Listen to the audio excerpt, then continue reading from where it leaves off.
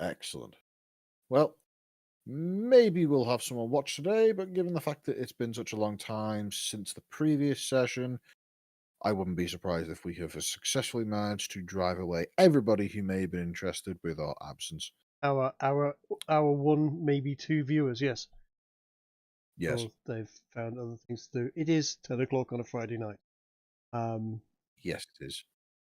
Wow, 10 o'clock already. It is indeed, yeah. Oh, I wasn't kidding them. You said we had a lot of blabbing to catch up on. You guys are about to have daylight savings, right? Yeah. Oh, don't. I do too. It is stupid.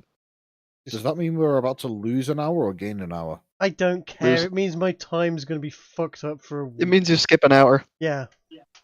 You leap. Good. It's skip forward, leap back. It's spring backward, fall forward. Yeah, spring backwards, fall forward. That's it. You're welcome. Either way, I'm going to be fucking late and I love ruining mnemonics. Off timing for everything. I quite like daylight saving. Why? Get out. Look, I like getting an extra hour. You don't get an extra hour. You don't get nothing. You just change the numbers. No one's creating more time. It's not like Santa comes along and goes, "Here you go, have more to know." No, it's just fuck around with your clocks. Also, even if you were to take it like seriously in that way, you skip an hour and then later you do an hour twice. Yeah. Which does leave the amusing possibility of in chats being able to say you said that 3 minutes from now, but it's great because every year there's about a 1,000 or 2,000 software systems that completely crash on a given night because 2 o'clock happens twice. It's great because you get to. It's amazing that we can force everyone in the country to change their clock. Okay. The whole thing about daylight savings being good because funny, I can appreciate that. Saw someone in the VC alone, so I had to go say, "Haha, you're alone." Anyway, I'm back. Who is? But no, seriously though, it's great because it means you actually get more daylight hours, especially when you're coming into the winter. Because otherwise you end up... Otherwise the sun's all skew-ish. Well, okay. You the thing about daylight savings is that it's atrocious because we could just change our operating patterns if it mattered that much. So, you start at 8 o'clock in the winter instead of 9 o'clock. There you go, problem solved.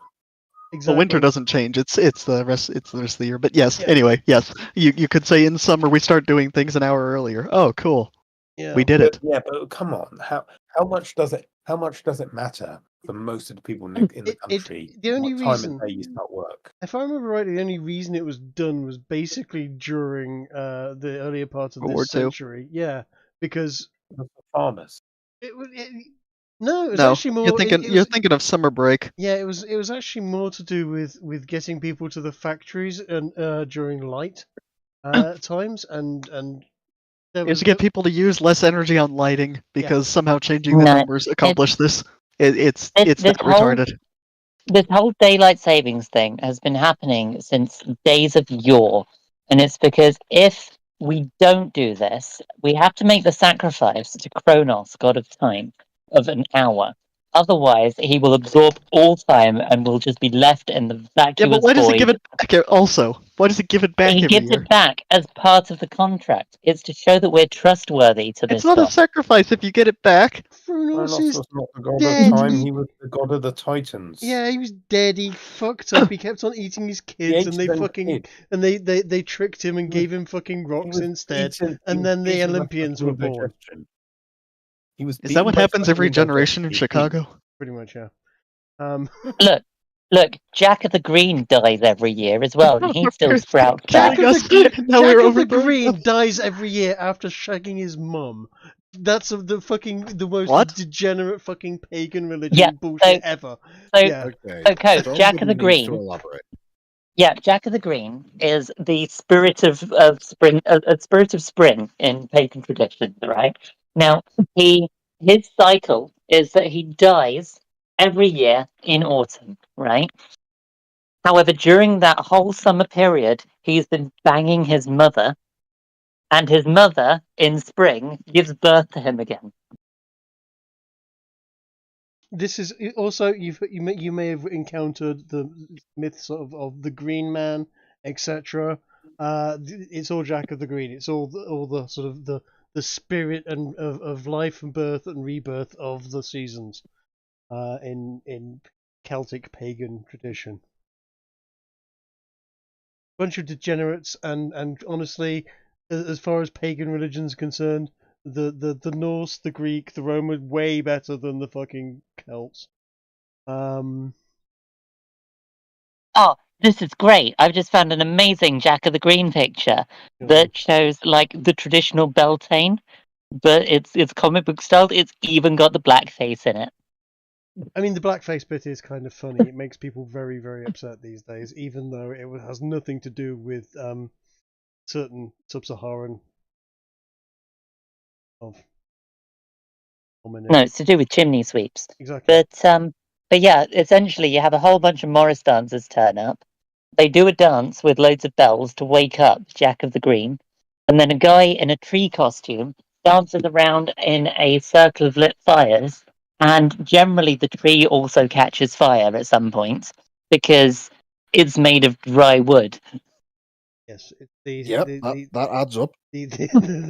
Set some poor sod on fire. Yeah, and what you end up with is some poor sod in a metal cage that's covered in dry leaves and bark, dancing around in a circle of fires. It's great fun. While people play jolly music. Oh, I bet the health and safety people wouldn't like that these days. Well, they don't get a say. We do it on a hilltop. Is a bit. Normally, I would say that health and safety has too much of a stranglehold on society, but I think in instances like these, they might have a point. No, actually, what we do is when they come to complain, we gag them, we stick them in the tree costume.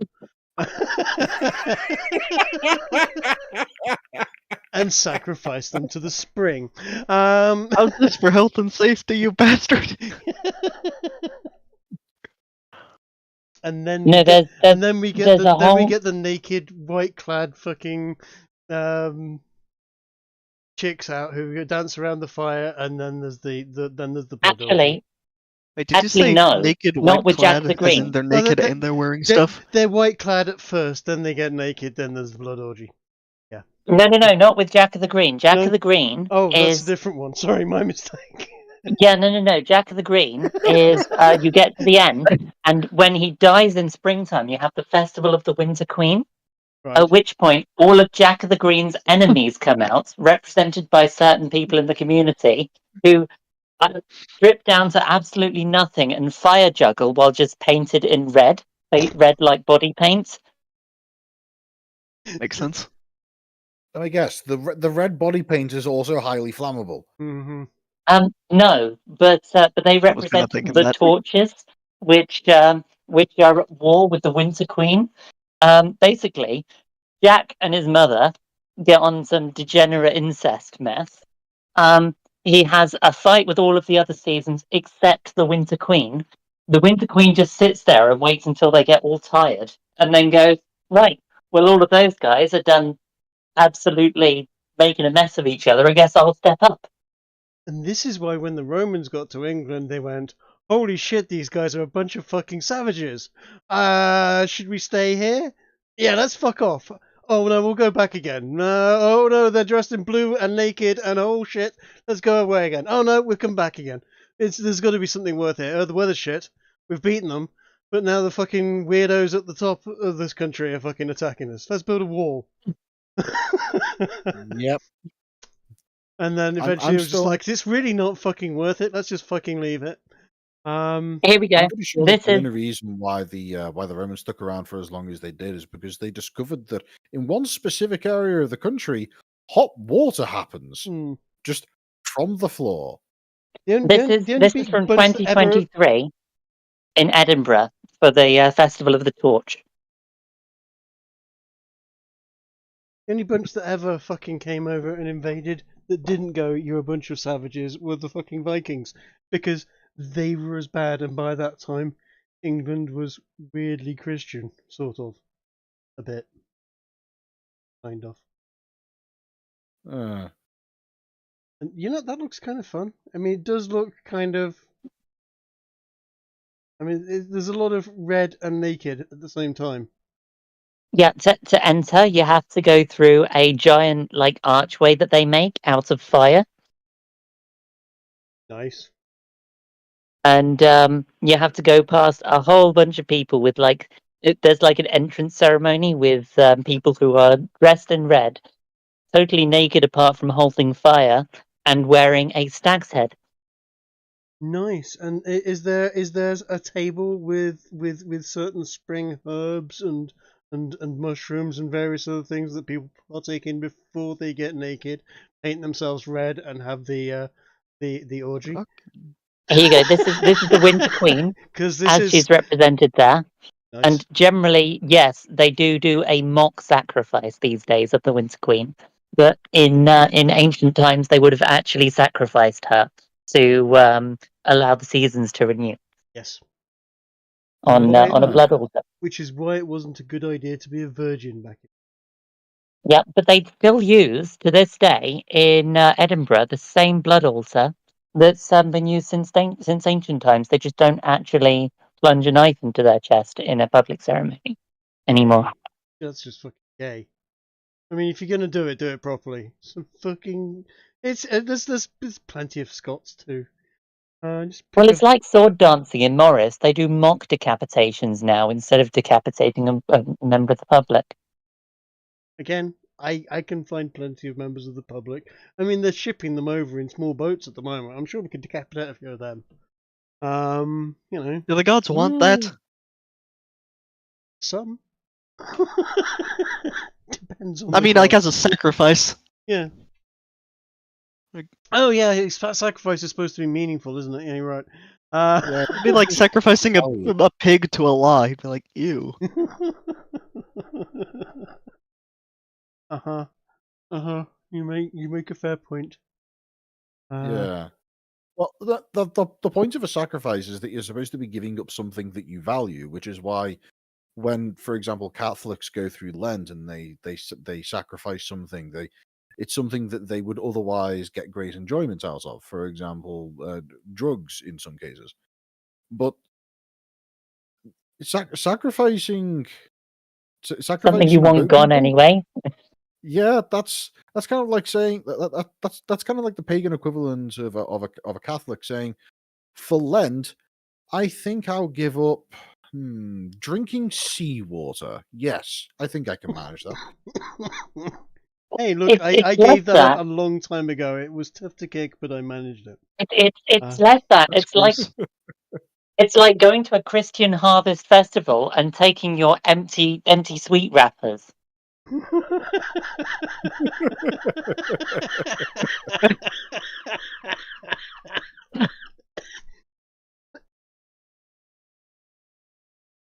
Oh dear. Damn, yeah.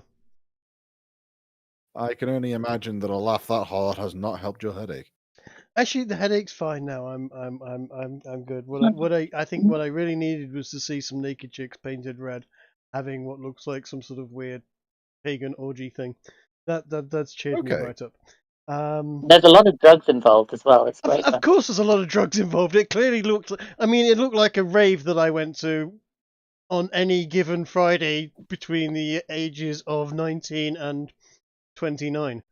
These are not photos taken of sober people. Yes, Oh. we did not have, thankfully, back at that point in time, there weren't many people with cameras on their phones, and also you don't go to a rave and take photos. That's very, very verboten. You could take a photo in any different angle and catch at least 40 crimes being committed. Just for a idea of how big this thing is, because you say it's like just any rave. No, this is huge. I've been to raves that Oh big. wow. That's pretty fucking banging though. Look at that. That's some. Oh, that's nice. Now, see, I know a fair Oh, few look. people that would go, "Oh, Satanism," at that, but no, that's paganism. That's a whole fucking different thing. You've got to admit it's an easy mistake to make. Yeah, people get a bit fucking upset at the whole red, but there's a reason Christianity sort of adopted a lot of pagan stuff, including the fucking the evil side of symbology. But that's Oh, here we go. fun. This bit you'll like, Craig, as well. Yeah, nice tits. In fact, yeah, that does look a lot like. Anyway, misspend your youth, guys. It's worth it. You get to look at pictures like that, going, "Am I in the background now?" No. I kind of remember something like that happening. I'm not sure whether I was just off my fucking tits or whether it actually happened. But yeah. Either you were off your tits or on some tits. I always fucking enjoyed going to places, going to sort of those types of clubs and events outside, and you'd get fire twirlers and fire poi people and stuff like that. And if you're if you've accidentally eaten something that might have disagreed with you in some way and given you some sort of odd effects that you wouldn't honestly ever actually seek out on purpose, of course. The euphoric sort of foods and mushrooms, definitely no. Couldn't ever recommend doing those. Oh yeah, yes. Uh, Imagine losing control of your mental faculties. Absolutely no, you don't do stuff. But if you have, by some unfortunate accident, fire twirlers are fucking amazing to look at. I mean, to be honest, fire twirling's fucking amazing. Especially fire poi is amazing anyway. I'll be back in a minute or two. Yeah. Cool. We've But got yeah. fire stuff in the back garden if you I want know to. you've got a fire staff in the back garden. I've seen you use it. It's very, very cool. Ah. If I ever find myself over at your house again, I might have to ask for a demonstration on that. Though preferably without mind-altering substances. Yay. That's not my kind of thing. Yay. I'm sorry to say, I'm far too boring for that. Weak. I agree. Not anymore. Never again. I might joke about misspent youth, and yeah, there was a certain amount of misspent youth a long, long time ago. You are also very likely to encounter some very unfortunate events, and see people go very, very off the tracks, and that's not for the faint-hearted, and it is often quite tragic. Don't do shit like Yeah. that. Is the advice I would give if I was being serious. Do not, unless you feel absolutely drawn to it. In which case, no, you are A, crossing some legal lines, and B, walking some very fucking dangerous path. A lot of people, do just fine. A lot of people fucking die too. And a lot of people in the middle go fucking crazy, do even, committed more crime, have very fucking nasty side effects, go fucking all sorts of nasty side effects. Yeah, it's not for the faint-hearted. Yeah.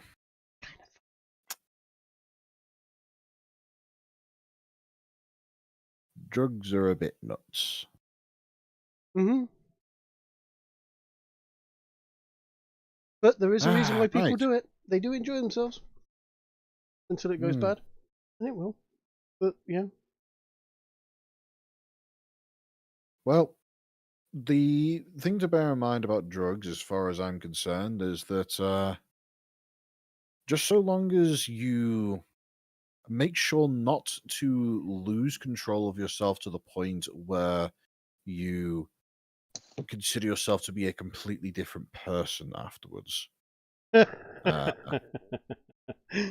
Those Those are the kinds of experiences that only the really troubled people of the world should seek out.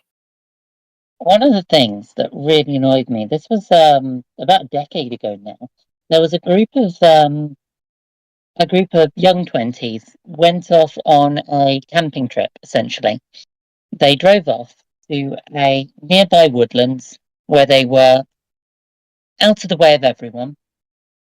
They locked the car with no intention to go back into it and took some psychoactive drugs and sat by their tent having some drinks as well. They then proceeded to get arrested because the police had followed them and gone, "We don't like what's happening over there," thinking it was suspicious behaviour where they were heading off to. And I was looking at it thinking these people have intentionally taken themselves out of the way of anywhere where they can do anyone else other than themselves, who are entirely consenting adults, any harm, and they're still getting hit for it. What right do the police have here? It's one of the big turning points for me regarding police, actually. Yeah, policing. It did take a turning point at some points with regards to policing, because yes, you are no longer, and haven't been allowed for quite a long time, to do things at your own risk that aren't going to harm anyone. The classic, it's a victimless crime. I'm doing this because I consent to doing this, and I know the risks. Please don't care about that. It says here this is against the law. Therefore, we're going to fucking do you physical harm sometimes in trying to stop you from doing something that is possibly harmless.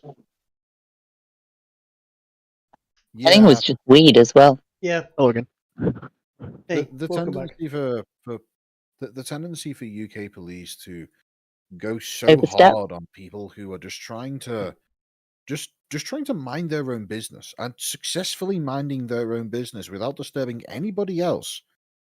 Mm-hmm. That has been a growing trend that I've noticed. It is a lot more recent than people realise as well. It is certainly in, bear in mind, in the First World War, you could go to a Boots chemist, pharmacist, and buy just about anything we've just been hinting towards over the counter. An awful lot of the prohibition of substances has come in the last 100 years.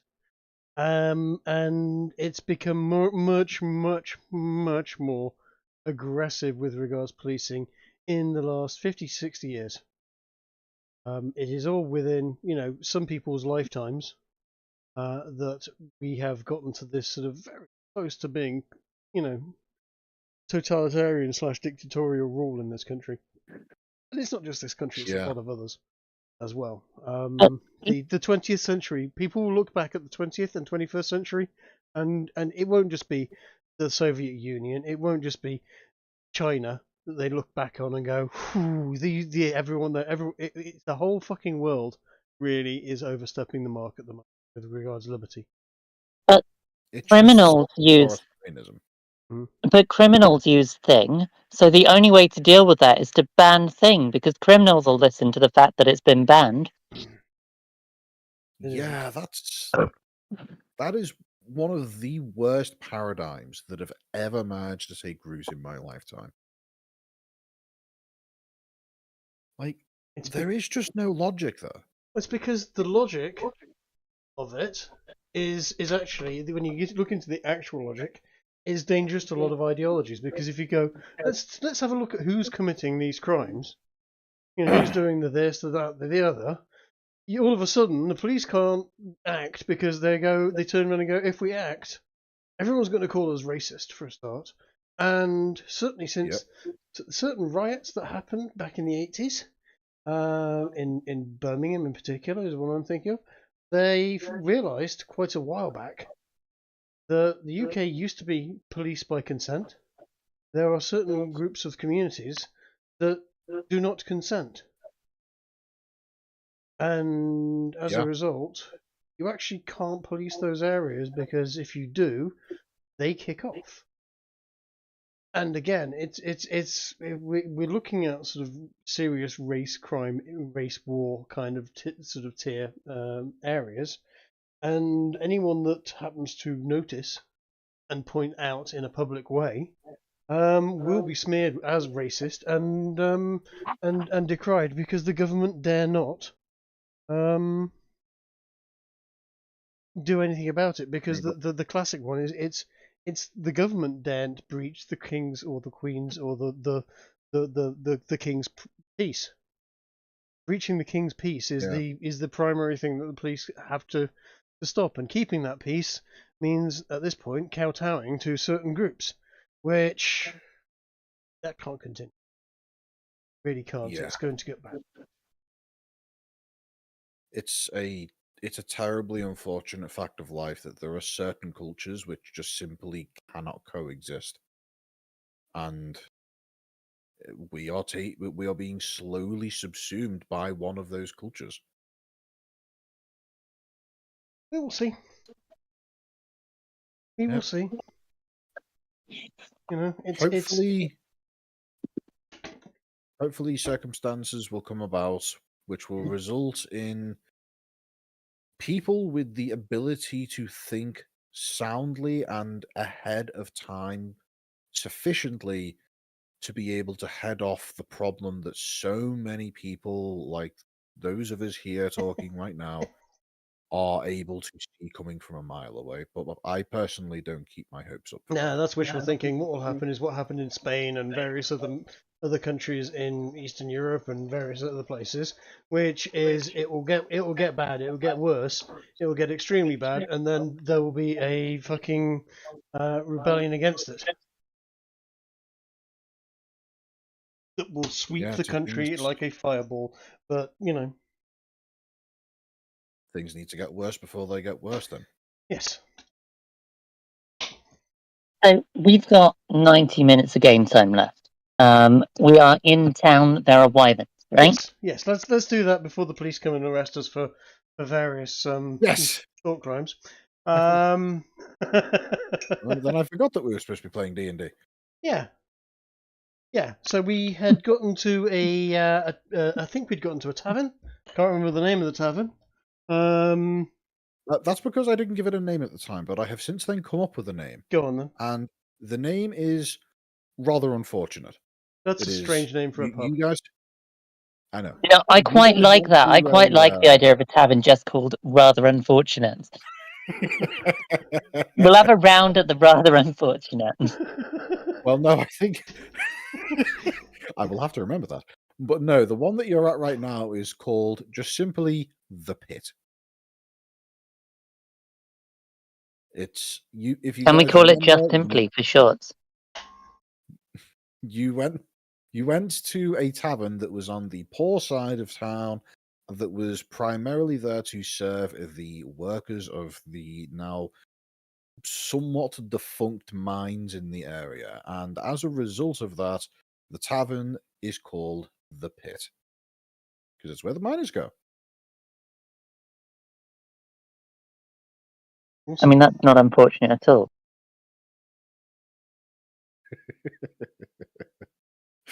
But yes, I think I'm going to have to at some point name a tavern the Rather Unfortunate, because that is a fucking cracker of a name now that you pointed out.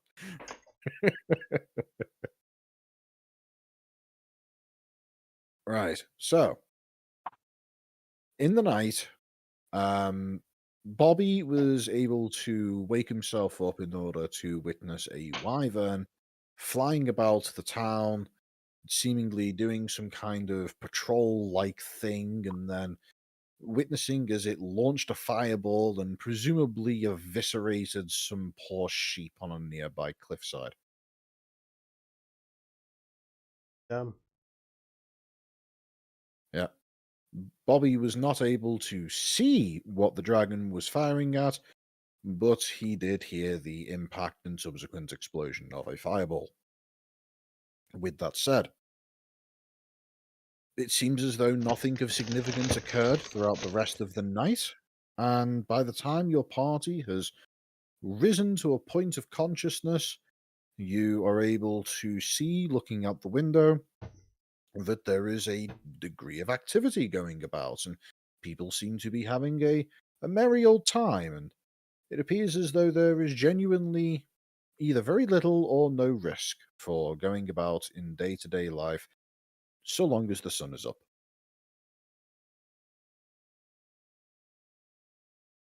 With that said, Kiki, you're muted, babes. what is it that you're all going to do? Right. Kiki's trying to say something, but I guess we can't hear it. Kiki? Kiki, what are you saying?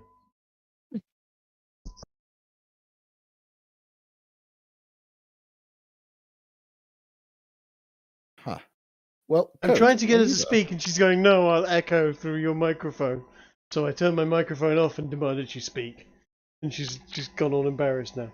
Right, okay. So what are we doing? I guess breakfast, and let's find out where the treasure is in these mines, and also if anyone would be interested in a wyvern extermination service, and also do we have any wyvern steaks left? I would imagine they sell a banging trade in wyvern steaks just as a kind of a revenge kick. I think we still got some. Well, in regards to potential wyvern meat, it's not anything that you've heard of, but if you want, you can go ask the tavern owner. But and if assuming you do, you would be quickly informed that, in fact, no, they have not yet managed to slay any wyverns themselves, and they have been waiting for a regiment from the dwarven military to come into the town and drive the beast off or even slay it in its entirety. But there is currently no ETA on when that may or even may not happen. Well, I don't mean to brag. I don't like to brag. I mean, we're bards. We're humble folk. But bragging is what am I? Of course am I kidding? I love to brag. Yeah, we kill wyverns. In fact, we got some bits of wyvern here. Rummages around in sack and sort of shows. We've got claws. We've got some steaks. Tasty steaks. Wyvern taste lovely. What else did we get? Did we get some teeth? And some scales. Anything we've got, we'll go here. Look, We got the poison wyvern. bits off the end. Anyone want souvenirs? Souvenirs of wyverns are fucking with you in a big way. Hang one of these outside your door. Scare the wyverns off. Guaranteed, will not piss them off at all. Well, the bar owner who is seeing you flash around these bits of wyvern and looks rather impressed by the whole thing, is he looks at you and says, "Well, I can't offer you too much gold for what you're offering there, but if you'd be willing to provide the head of that beast from that was flying overhead last night, I'd certainly be able to pay you a pretty penny for that. I think, See, it's a yeah, big well, head on that wyvern, and we're small people. It'd be a lot to carry it back. Oh, we could do oh, it. We'll just well, get I a mean, piece of bit of cloth and stick the head in the cloth, and we'll just drag it like a sledge or something. We'll find a way. How much are you talking? look, We're talking big money. We're talking. Do you have a notice board? Is there a drowner contract we can do? he You know, strokes his beard for a moment and says, "Well, business has been pretty shite for me recently, but how about if you can manage to get that thing dead? right. I'll pay you 400 for the thing's head as a trophy, and if you can then manage to find your way back here in a couple months' time, I'll give you another 1,000 afterwards. I'd need some time to make the money back, you see." Seems fair. So how long have these wyverns been attacking then? Because everyone seems pretty used to it by now. Guys, I've got a great idea, right? If we can get this off him, yeah, maybe we can get a similar bounty off different people for the same wyvern. I'm thinking shares in mines. I'm thinking ownership or part ownership of various businesses. We could fucking own this town for eating one fucking bird. Is Just it saying. just one? Well, no, if they We want, could have our own. want bounty on just that one, you know, We could have our own silver mining business. or partial shares in the silver mine. Yeah, exactly. We don't need to forge documents if we actually own fucking shit. Not saying that out loud. I might say that out loud. Yeah, fuck it. I'm saying that out loud because I'm a dodgy little fucking halfling.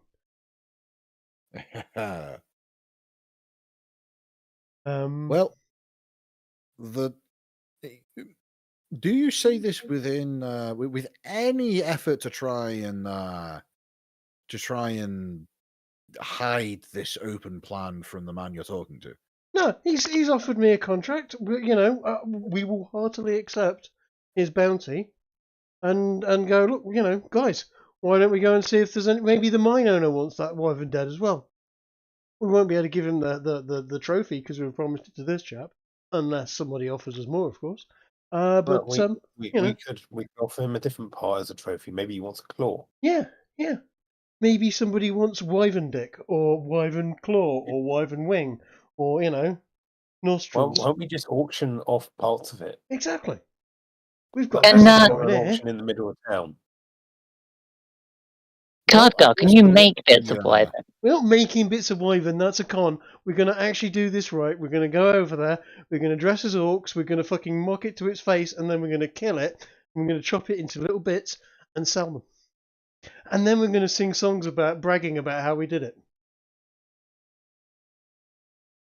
Well, as you're saying this, the dwarf owner he's stroking his beard and he says, "I think if you were to try and do something along those lines to, sell off various bits and pieces to people around the town, you'd definitely be able to make some money there. But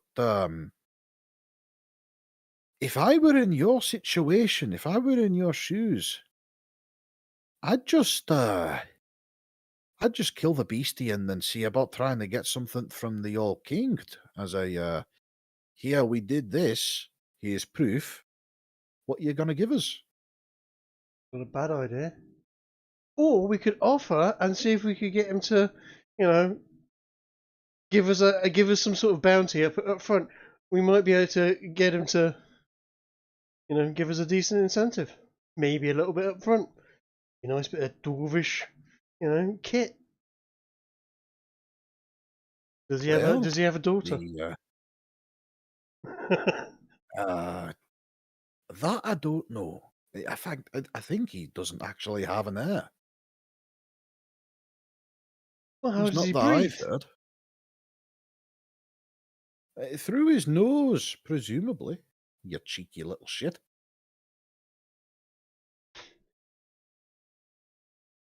Right. Well, that's something that I could potentially work with. If you wanna get that sold to me, it certainly make the pit the talk of the town for at least a little while. That thing's been holed up in the old gold mines now for at least 6 months, a year, maybe. Okay, see what we can do. We- So you said king. Where does this king live then? I'm assuming the castle. Let me guess. No, No? he lives over in the residential palace in Donheim. You'd have to make your way all the way northwards for that.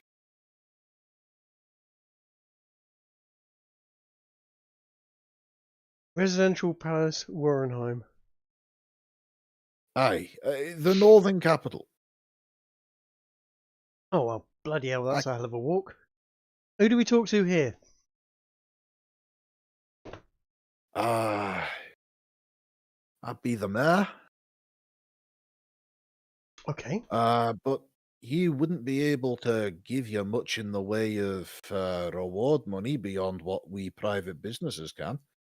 Although you would be able to get an official seal that would basically say, Yeah, these guys were responsible for slaying the wyvern and doing the job of a regiment, so they're owed some goodwill and reward. So you'd want to speak to him for the purposes of if getting yourself something to grant your access to a chat with the king. I think we do that. I think we go and sort out something with the mayor. Perhaps.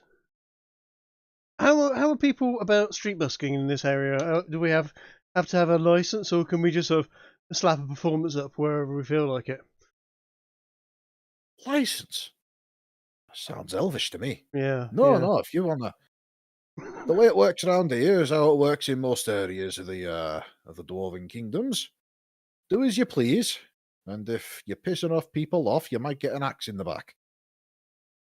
Seems fair. Hey, keeps people polite. So, do we have a town square or something? I reckon. What do you reckon, guys? We put on a bit of a show. We do a bit of a song and a dance about how we killed the wyvern. Maybe that poem and some other bits and bobs that we were messing around with. Put on a bit of a show. See if we can't get some people making some offers, and you know. If you're gonna put on a show, I might recommend that you go over to Clean Side. Yeah. Uh, Where people have money. Mine side is, aye, oi. Hey, I mean, my eyes work. I know where we are. I'm not judging. I just, if we're going to get paid, we may as well find people that have got, fat purses. They tend to pay more. Look, we make the money and then we spend it over there. That's the way it works around here. Great. Wonderful. So let's fuck off over there and sing them a song. And then they can spend their money over there. Yeah. He Right. just kind of huffs at that idea. So, sorry, big fella, I didn't get your name. Oh, Gorgry. Gorgry. A pleasure. Thanks for the your hospitality. Let's go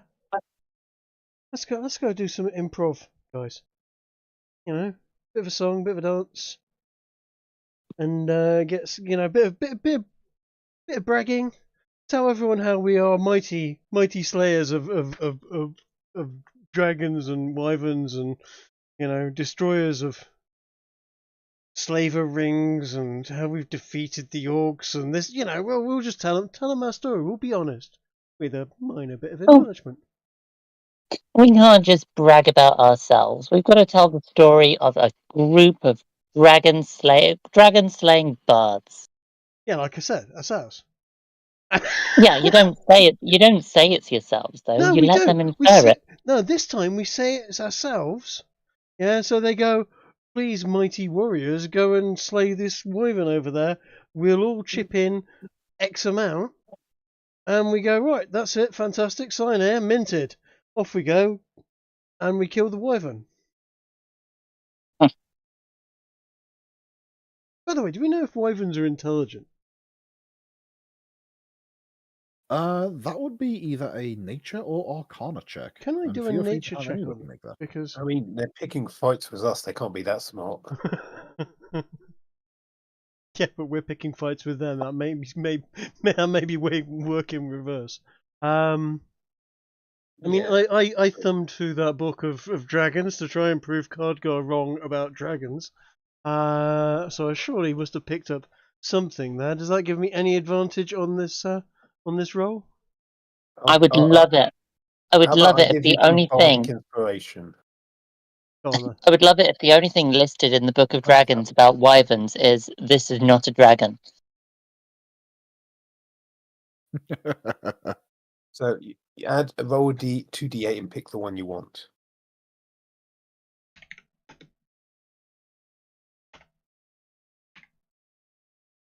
Oh, I'll pick the last one. So that'll be a 16 total. No, that'll be a 24. Okay, lovely, thank you. Having read the book and it still being somewhat fresh in your mind means that you would have advantage on this. And recalling information that you spotted in that little book about dragons, you would be able to recall that wyverns are considered dragon kin. They are related to dragons. You don't remember how exactly. You suspect it's probably some kind of weird nonsense that the gods did a long time ago, but basically they share a lot of the same characteristics, but the main difference between wyverns and true dragons is the intelligence. Wyverns have approximately the same intelligence as a dog. Yeah, you're gonna say. Fair enough. Fair enough. Okay, well we'll scrap the. Does that mean we can tame it? Could tame. I was thinking maybe we could cut a deal with it if it was, if it was As like a a dragon matter of and fact. intelligent. But if it's tameable, if it's like a dog, maybe can we get wyvern snacks? What do wyverns like to eat other than hobbitses? You. I mean, deer, can't- like there deer, is- pigs, live animals. I guess if we just bring it live animals on a regular basis, it might like us. So can we like sort There of is another useful piece of information there. Go on. There, your speculation is correct. Wyverns are in fact tameable, and in fact, that there is a regiment of wyvern riders that Oh, operate yeah. as kind of like the elite army, the elite forces of the Stradivarian military. I remember you saying that. See, my thoughts are, right, we've put all of this work into these illusions to make the show pop. But if we can have an actual wyvern there, throw in some effects around, You're right. I think it'll really add something. You're right. You're right. So what do? Do we like dig a big pit, throw lots of bits of boar in there, trap the wyvern in there, and sort of hide next to the pit? I thought we had to knock it out with a club and then feed it berries while it was unconscious or something. Feed it berries and Yeah, occasional narco paste to keep it unconscious. Eventually, it just gets decides it likes us. Maybe that's Kiki, Either that you or feeling your inner weaken it. Viking there? Either that or considerably weaken it, knock it down to just mostly beaten up, and then throw some kind of spherical objects at it. Yeah. Right, got you. Yeah, that works. Oh yeah. I hear Would that Kiki's those kinds parlor of count towards operations. this? Those kinds of operations are typically more successful if you can manage to poison or paralyze them first. I have heard that. So that's covered Ark, Palworld, and Valheim. Fairly succinct order. I thought that last one was Palworld. That wasn't that last one. That's what we said. Yeah. Oh. You So, did say Pal World. just to check, Ginger, what is the size Mhm. category of a wyvern? A wyvern is considered a large creature under normal circumstances, although they can Oh. go up to they can go up to very large. Here's a funny thing I've just figured out, guys. A dead wyvern counts as an object of size large. I can animate Wait. that. You want to So we don't animate actually- a wyvern corpse? So I we can don't turn it- I actually can need to turn tame it it. into a dancing item. We don't actually need to tame it. We just need a good taxidermist. Uh-huh. I mean, the idea of a rotting animated wyvern corpse, is horrific. Very necromancer. But it would have to be dancing. So I would rather a friendly Um, living one than some sort of horrific rotting necrotic fucking dancing corpse. That sounds kind of horrifying. it'd be funny. Yes. Yes. It's and very terrifying. it's very and your brother. Yes, isn't it just? I'm sorry to say, but typically the dancing item kind of works for the like inanimate objects. The dancing is mostly just kind of bobbing around. No, I will I say, can command I it will to dance. yes, you can command it to dance, and it would kind of look like if you imagine a first time puppeteer had gotten a puppet of the thing and just started kind of making it do a vague jig. That's the So, kind so of no, thing you no, could no tap expect. dancing wyverns. No tap dancing wyverns, but maybe rhythmically bobbing up and down and slamming into things, sure. There we go. I have placed the appropriate meme in D&D room. Indeed. I swear I will have revenge for the death of my brother. Elf, you will have my bow. Dwarf, you will have my axe. Necromancer, and you will also have your brother. Yeah. I remember that one. I think I saved that Love on my it. phone way back. Yeah.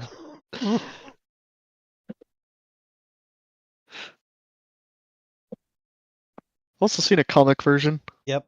Yeah, that's Yeah, that's sketch what I has was been. looking for. Where's kind of that? like the dirty little vegetable one. It got better with a comic. Oh, the dirty little vegetable one is fantastic. Dad loves it every time that one's posted. Yeah, where is that? Got that. Sure, I've got that saved. Sending that a die is so fucking mean. I've shown it to so many times It's already. such an old one. I mean, oh my god, that's people have been sending that to die for at least 10 years. For longer than the Yeah. comic version existed. I'm so glad they made a manga adaptation of that light novel, because now they just need an anime. Oh shit! I bet there's a video somewhere. There must be. Someone must have done it. Ah, there we go. I found the picture.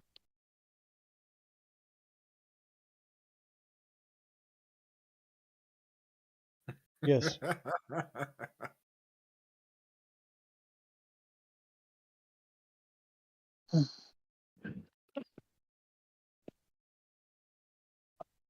So we're going to do some wyvern slaying, but we've got a song to sing first. Indeed. As bards do, you're going to have to brag and see what kind of money you can gather before. Yeah. I found a version voiced over by dudes. Really. Oh, post it. Post it. Sure, why not? Go on. Background noise, why not? Background Oh yeah, I'll noise. just add die, because why not? Yep. Cool. In fact, just because we've been doing the game for a while now. People need a quick break. Let's hear it. Oh, yeah, yeah. Yeah. Yeah, that's right, you crippled bitch. On your knees for daddy. I'm your dirty little vegetable. Oh God, that's so rough. Oh, Jesus Christ! oh. Where have you posted it? Background noise. It's in background noise. Yeah. Why did they have to get what was obviously a guy to do the second half? Jesus Christ. I'm sure it's two different guys. Oh gods, is this the Australian I don't know the channel at all. I just looked up the. No, there's one where they dub erotic mangas in Australian English. They dub what? Sorry. They dub erotic mangas in Australian English. What? Yep, that's it. The last time I saw it, they were just absolutely fucking dying because they were just like, "Oh, my mum watches this channel." Oh no! Oh, yeah, I think it might be them. I I love the comment of in there. We got, I already regret this. Yeah, I thought.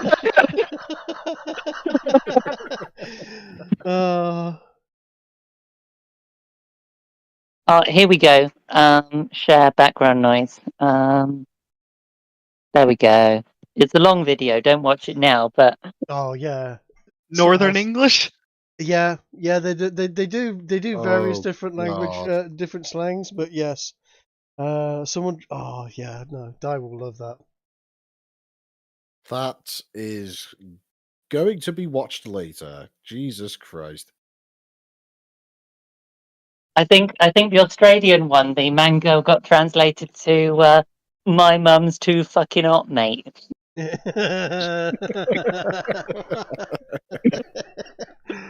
Yeah, yeah, can recommend Sort House. Didn't that team just end up breaking up for the normal, usual internet YouTube reasons of Well, nonsense? the guy who ran it was more popular than his crowd, and it kind of got to his head, and he went off and went solo without them. Ah, Yep, like I said, the normal Uh, YouTube bullshit reasons. Did he then Of course. stop being popular by any chance?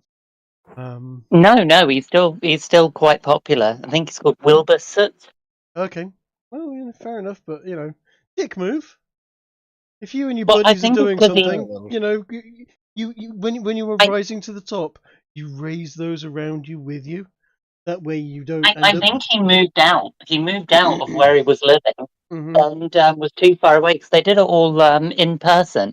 They'd record essentially in his mum's garage. Fair. Fair. No, I'm a big believer in raising up those around you as well as you rising to the top. That way you've got people to hang out with, and not be like, oh lol, it's just Oh me yeah, being fucking a twat now. like the spear diver, the free diver who did spear fishing. There was a Japanese spear diver that I used to watch Oh who'd fuck, do he was yeah brilliant. Yeah. he did free diving with spear fishing, and he'd then bring the fish back as part of the video and show how he cooks and prepares them all and scales them and stuff. And he made enough money from the YouTube channel that he was able to set up on the remote island that he was living on with his community a factory, employ most of the island, and has a thriving business selling fish jerky. Yes, very Right. based So, channel. Anyway, on to speaking of jerky, wyvern jerky. Anyone? That's 10 tips, you but I'll haven't had the accept it. you haven't had the opportunity to make wyvern jerky yet, but you do have some wyvern meat cuts that are, as of right now, I believe, in Piper's parlor, and probably not doing too well at this point. Maybe you ought to get rid of them soon, given that it's been, I believe, 3 days since you acquired them in a non-refrigerated state. Hang on. There's two halflings and a dwarf in this party. How has that cooked wyvern steak lasted 3 days? It wasn't cooked. Uh, I thought we were putting it in the bag of holding. We did put it in the bag of holding. It should be basically equivalent to vacuum packing something. Yeah. No, that's not the case. A standard bag of holding Oh, it's got another is first person. is an extra dimensional pocket, and it has its own internal atmosphere that is sealed, but both time flows and it's not particularly vacuum sealed. It's just basically the equivalent of having an airtight door on a cupboard. Right. there's only 10 minutes of breathable air in there, right? Yes. Correct, which gets refreshed whenever you open it.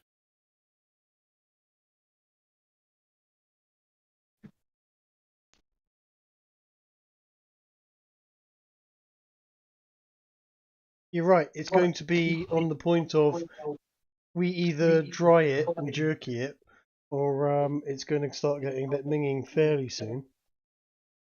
I mean, Yeah. it's not been like hot weather recently. It's been cold, rainy shit, and fish flying out the sky at us.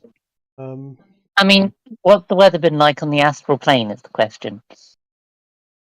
The weather on the astral plane does not influence the state of the bag of holding, and the current state of the bag of holding is consistently somewhat cool. Think basement's pantry. It was cool until it claimed to be cool. Now it's a nerd. But yes, the stakes in the bag of holding, if your party doesn't figure out some way to either preserve them in the next 24 hours or eat them in the next 24 hours, will no longer be considered viable food. In that case, Well, let's just dry and salt them. No. Right, we put on a performance. We just sell it all now. We put on a performance. We grill them up as part of the performance. People get to go to the performance and listen to us singing about killing wyverns whilst eating a chunk of wyvern. Yeah. Adds a bit of credibility. I mean, you just sell it all the meat at that performance, and everything's good. Yeah. Ginge, if we were to do this, what are the limits on unseen servants by way of acting as a cashier or like stall clerk? Unseen servants perform a single simple task and then wait for additional orders. Have you met any cashiers? Yeah, so if we just say sell meat, it's this much. It will sell one piece of meat and then wait for additional orders.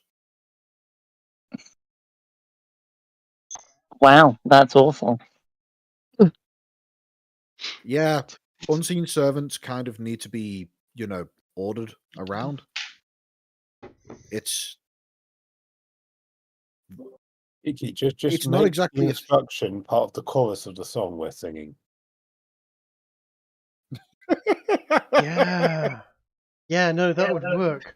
Can we like encode it into a sound, make it some sort of a built-in command every time they hear like a ding on the. Accept the 7 silver, give out a piece of meat. Accept the 7 silver, give out a piece of meat. Accept the 7 silver, give out a piece of meat. The issue is when you get to the end of that verse and have to go into the triangle solo. You could always use that thing they were doing with smartphones recently, where they were instructing smartphones to go to websites in hypersonic frequencies. They're using it to scam people because they'll play this sound when they walk past them. Yep. Very easy shit. Can unseen servants respond to hypersonic frequency instructions? So what you're saying is, in other words, phones need to be programmed to understand that people don't speak in hypersonic. It's literally, yes. There was a scam where people would stand at busy crossings and play it on repeat as they're walking when the lights changed. And anyone who had their phone turned on to do the, OK Google or whatever it's called, would go to the website and then download something and compromise the phone. That's so retarded. Well, the people who made it never thought, we gotta stop it from listening at high frequencies. You wait to see what happens with the fucking AIs when that gets picked up properly.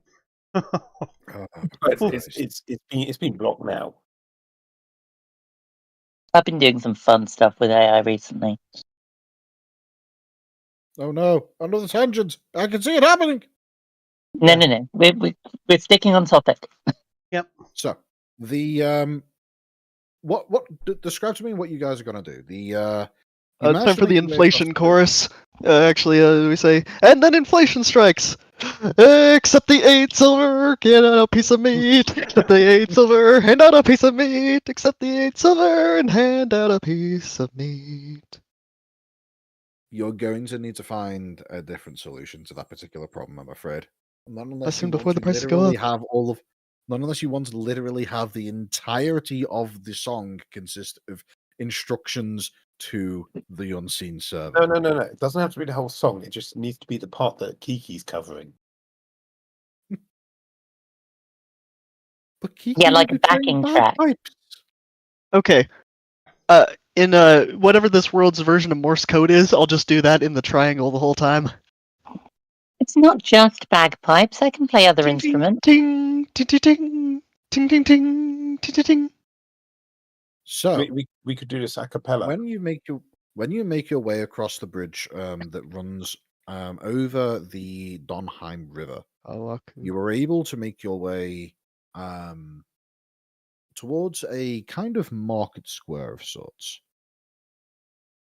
In the immediate surrounding, once you enter the square, you see that there are a variety of shops which are actually much more useful than just mining equipment or things of that nature. For example, the thing that immediately catches your eye is a magic items shop for general purpose homesteading and other what effectively amounts to home appliances. For example, just looking through the window, you're able to see an advert for what appears to be a knife that is capable of toasting bread as it slices through it through the use of dwarven magical and runings. So presumably there's some way to convert a flaming knife into a weapon, unlike a pickaxe that specifically targets rocks. But yes, besides that, you also see that there is a pastry shop that is just simply called Lily's, as well as you can see that there is a small kind of like not quite a stage area, kind of like a raised bit in the middle of this that you would presume it will be where the equivalent of a town crier or maybe somewhere where small performances or busking occurs. It doesn't appear to be occupied as you make your way in, but it currently is the morning. These things do tend to happen in the evening. That's perfect. Are we all ready for this, guys? Yeah. All right, let's head on up and put out a call. In fact, let's someone's got if Essig rings his triangle aggressively, much like a town crier with a bell, and someone else calls something out, come one, come all, see the great wyvern slayers. Come pay tribute, and we can come slay your wyvern. Or something to similar effect. What do you Triangle reckon? would be great for like the background music of a boss battle against a wyvern. No, I mean just to announce ourselves first. Start I'm drawing just the thinking crowd that'd be before we great for a play. game. Well, as you are in this town square area, you notice that there seems to be a reasonable amount of foot traffic occurring at this point, and you can see that there is a couple of eyes that seem to be attracted in your general direction. Actually, you can feel that at least a considerable portion of those eyes end up being attracted towards you specifically. You get the impression that your elven-like features are causing at least a little bit of reason to cast their gaze in specifically your direction. But for the most Your part, it seems as though people are largely ignoring you unless you have already started making an intentional racket and trying to gather people's attention.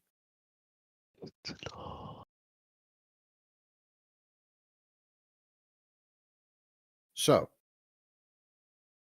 I think I Uh, know getting attention. well then, You know what? what Let's I'm do going it. to I've got what I'm, Go what on, I'm going sorry. to do is I'm going to say, you guys take us away. Describe what your party does right at this moment upon first arriving in the town square, and I will describe to you what the response is. Okay, right as I arrive there, I think back to the previous city, and I think about that filthy dwarf, and I hope his family died in the collapse. Well, Excellent. I would like to do a large scale illusion, like I did with the that billboard in the first camp, right in the center of this place, with a broad, bright, flashing display, essentially blaring out colors and generally just making a noise visually, ready for someone like I would suppose Bobby as our front man to step up and announce us. Hold on a Don't second. mind me, I misclicked there. What did you do? Cardgar slaps his hands together and causes a cacophonous boom. You know what? Actually, yeah, why not? If they'll get people's attention. Cool. It certainly will. Okay. All right. Bobby and Essig, what are you two doing besides reminiscing of good times? Okay, I'm going to create a minor illusion of essentially how big can I make this minor illusion? 5-foot cube. Okay, basically where I stand will be a rage of fire that will separate apart. And as I stand forward, I go, "Come all, come see the fearless wyvern slayers. Hear our tale, taste our wares. Ever tasted a wyvern? We have. We kill them, we eat them, and we're prepared to give you a taste too." And sort of carry on like that, with just generally being extremely braggadocious about how fucking fantastic we are. And sorry, I'm eating chicken tendies because Nevertheless. I'm apparently, 8. You're trying to get into character, that's what it is. Yeah. Yeah, it's like it's tried to eat you. Now how about you try and eat it? Yeah. Yeah, fair. It hasn't eaten you, but you've eaten it. If you want to drink it, we can probably sort you out with one of those as well. Hang 'em on your door. Let those flappy winged freaks know who's really the boss around here. You're not scared of them. I know I'm not. And look at me. I'm smaller than you lot. You're not exactly tall yourselves. I'm smaller. I kill them. Bring 'em on. Right. I would say each of you roll your choice of performance and either performance or persuasion. Can Kurt, we is Essig doing anything to contribute to all this? can we do I a think everybody gets a bardic inspiration from each other as well. Yeah. I know I certainly am going to be doing something. that's what I was trying to say. There we go. Perfect. I'll throw. So 1d8. we're basically all rolling a d20 all rolling performance plus d8. Yeah. Whoever I gave it to though gets to roll 2d8s and pick the one they want. Okay, so I've got 25 there. You can have it. And I got 20. Oh goodness, I got 30. Cardgar, who are you giving your performance to? I will give Cardgar, it to who are you Kiki. giving your inspiration? Kiki, Damn, guess wish it was to me. Yeah. Oh yeah. Anyway, I'll 24. Give it to Coat then. I'll give it to Coat. I'll be kind and say that you gave it to Code. Oh, cool. All right, 26. I got 21. Righto. So everybody's described what they're doing. Piper Jamming is out on effectively the, creating using a major illusion to create a large, flashing, obnoxious billboard.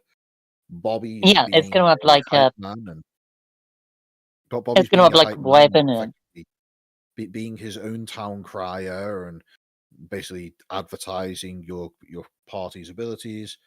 Cardgar is doing what again? I think I did a big clap, and then I guess I'm going to start setting up the food and getting the scent of the cooking meat out there for everyone. Oh, I forgot to Okay, mention. yeah, that I'm makes also sense. going to have my cape billow impressively. yeah. I'm If gonna have there's my. wind, I'm going to have it blow into the wind in an impossible manner. And if there is no wind, I'll just have it billow. However. Yeah, illusion-wise, it's going to be a big billboard, essentially saying "Wyvern Slayers" in neon lights, as it were, with a wyvern and a 3-frame animation, essentially, of of the wyvern having its head chopped off. Yes, cycling. yes, I could picture that. And what is Essig getting up to? What's his contribution to all this? Oh, I was kind of just jamming out on the triangle, summoning the power of being cool to get people's attention. Right. Okay. So you're just generally speaking, you are the alarm bells. Yes. Excellent. Right. What is everybody's totals? I know that Essig got a 26. I got 21. I got a 30. And I got a 25. Okie dokie. That's 102 divided by 4, averaging out to a 25.5 for the purposes of throwing a big old we slayed the wyverns. Here's our proof. Come enjoy the spoils of our victory celebration. We're so Right, cool celebration. Yep. Yeah, quite literally. But with that said, Cardgar, everybody else is doing what effectively amounts to being a bard. However, Cardgar is doing what more so would be described as being a chef. So I would say roll me a check to determine your ability in setting up a stand and getting a fire going and getting some cooked meats going, etc., etc. Yeah, sure. What would be an appropriate role? If you have cooking tools, that would be the most appropriate. Failing that, survival would be the next bet. I have brewer's tools. That would not be appropriate. Although I do have a suggestion. There are a variety of shops nearby. Perhaps try looking and seeing if anybody can either sell you or lend you some equipment for the purposes of cooking wyvern steaks. Okay, yeah. I'll guess I'll see if any shops have like tongs and pokey things and other things you'd use cook. I believe, Righto. I can't remember if that's exactly the one, but I think that is the AI Suno song that I did for the Wyvern song, for the Wyvern battle as well. So we should have a rock melody to sing of the actual event itself. Very nice.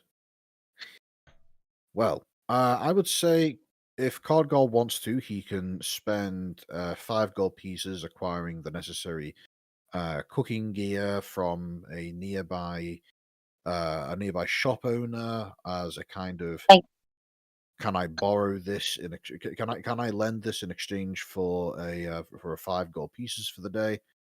If you want to buy it permanently, that'll be 10.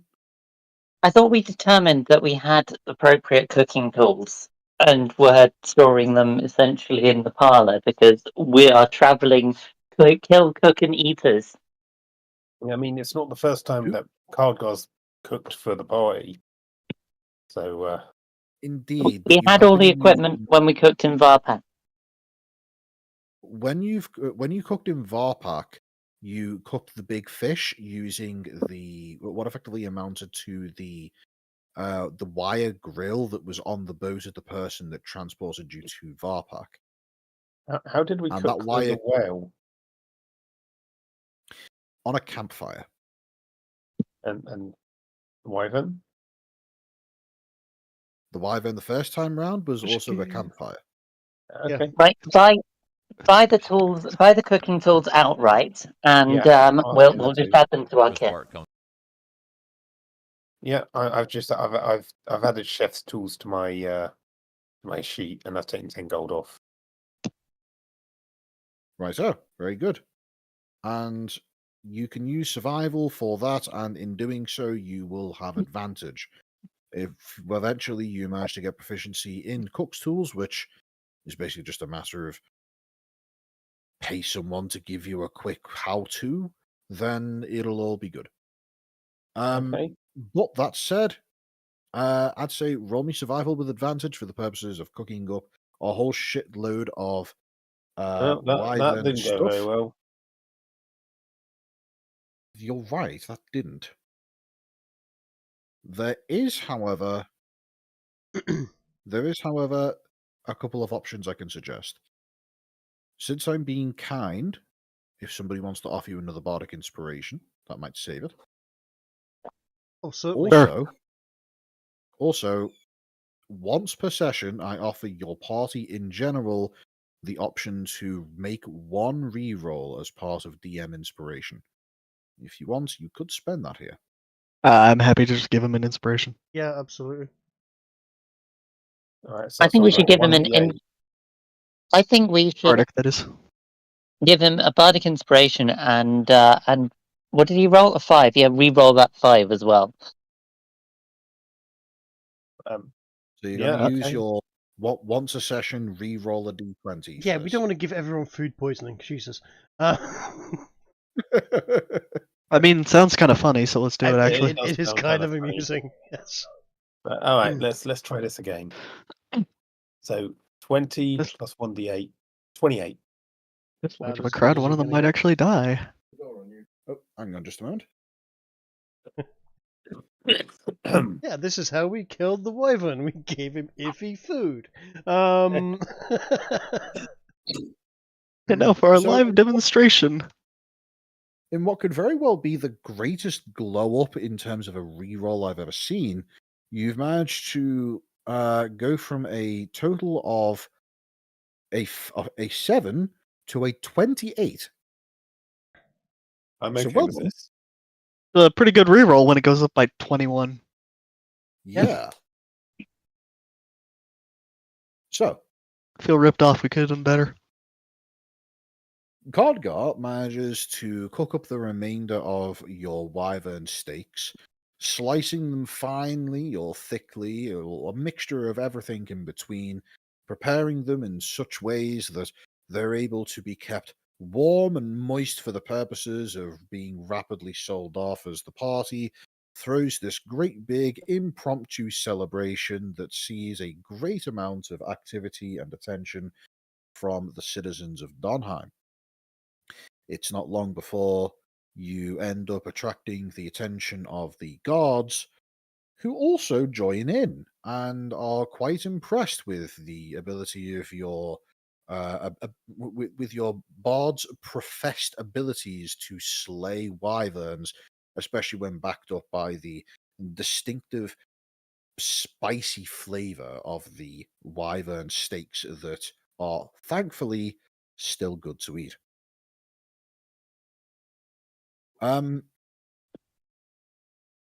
How much of the meat are you going through? All of it at this point. Yeah, I reckon we sold a lot. We're not, Yeah. It's not going to last more than 24 hours. Well, Certainly, with a performance certainly check make of sure a we've got a burger or two ourselves. But yeah, no, sell it. with a performance check of a 25.5, I would say you are able to sell all of the meat, and in doing so, make a decent chunk of money at a considerable profit. I would say you guys can split a total of, let's be nice and say 240 gold between you. So 60 each. Cool. Yep. Mm-hmm. I need to actually spend my money at some point. Yeah, you know what? Uh-huh. There is a magic item shop here. There is a magic item shop here. And as I mentioned earlier, unlike the previous magic items place that you went to, this is actually not just dedicated towards the sale of mining gear. Yeah. So you may be able to find something useful. Probably a good idea because if I was actually carrying this amount of gold coins, I I'm gonna have weight issues. Let's put it that way. Yeah. Is yours also in the quadruple digits of gold? I have 4 digits of gold. Yes, I have. Yes, nice. Yeah. Same. It is worth pointing out that for the sake of not being a pedantic little shit, I don't keep track of weight for that purpose, especially once you've gained access to some form of interdimensional storage, which you have. But It's just when it annoying starts at that getting point. to the point of 5 digits worth of gold, that hits the tipping point of At that point, Craig. at that point you find someone that's willing to do banking and get a banker's draft and go, here's a piece of paper. Give me a line of Craig, credit. Surely, but I've got surely a at that point you just better idea. stop. Start having 6 digits of bronze each. No. You convert it all into electrum. So it's just like twice as much, right? If I remember correctly, is an electrum like half a gold? Electrum's half a gold, yeah. So that would Yeah. double it. But you could go silver or copper. You could just have literally shit tons of copper. I don't know, because if you do it in recommend you electrum, don't go out in lightning if that's what you're doing. if you do it in electrum, not only is it ridiculous amounts of electrum, it's also a currency no one cares to trade in. You know, if I ever run a is- proper D&D is campaign, not- I probably will actually have electrum be like that coin that no one knows what the fuck it's actually.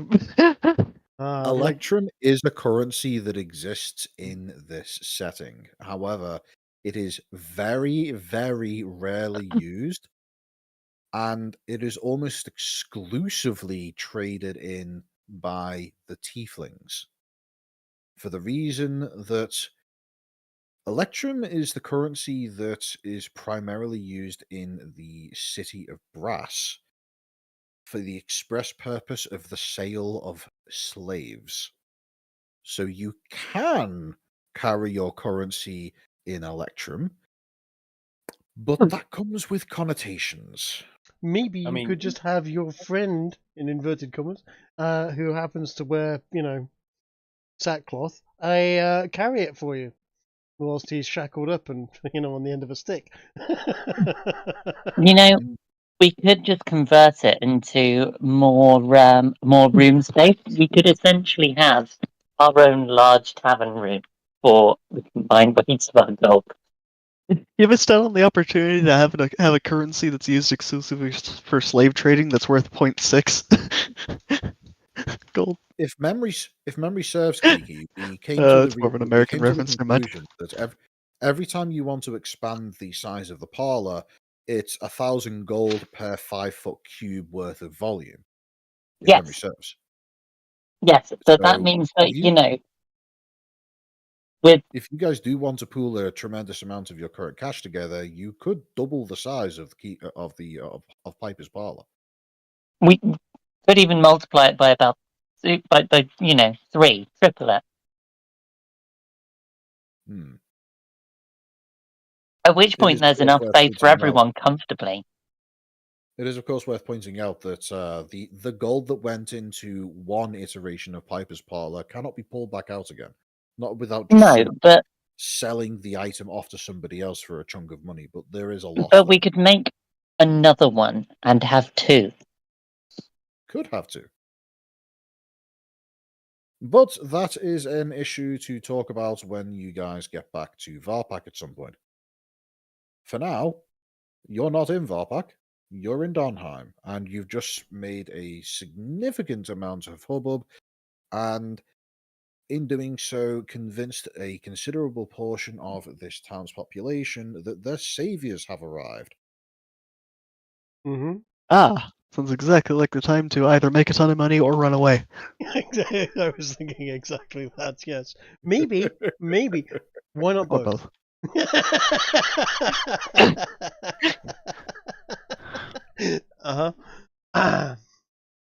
So make a Right, ton of money, shag as many as we can, and then run. Maybe kill a wyvern if we kind of have to. I'm going to be back in 2 minutes. You guys make a quick plan as to what your next plan of action is, I'll be listening in, so feel free to say things that will be useful for me to plan for. We could just admit we're frauds, even though we're not. It'll be like a reverse con. Mhm. I reckon we just request the bounty essentially from the restaurant. I'm hoping that word of this Kono. noise, etc., is going to get back to the mayor, because you would think that would do, what we've just done would make its way to someone like the mayor. It is kind of their job to be on top of shit that's going off, and We can do. Go on. We can do the whole auctioneer / market trader style thing as well. Yeah, just auction off the bits of the beastie before it's been slain, so that we've got essentially a pre-made list of clients. Not just that, we could pull a producers. We could sell 300%, 400%, 500% of this wyvern for advance payments. I do not object to that. And then we just have to run away from the town. Now, if I understand, Essig is pretty much impossible to fail when it comes to persuasion, right? Mm-hmm. That is not far from accurate. Are you familiar with the storyline of the producers? No. Because honestly, you would probably quite. It's a Mel Brooks movie from like the 70s. It's actually it's basically about a couple of play producers that have worked out that actually you can make more money putting on a bad play than a good play, and just bigging it up so much, and essentially selling the potential profits to people to raise money in the first place for something. So it's a case of give me $10,000 and I'll give you 25% of the box office. But you do that to 20 people with absolutely no chance of being able to pay them back, but you put on something that fails. So you've made all the money up front, and then it fails, and the box office takes a zero. It's lost money, therefore you don't have to give people back the negative amount. They've made a loss, they go, oh well, it was worth a shot.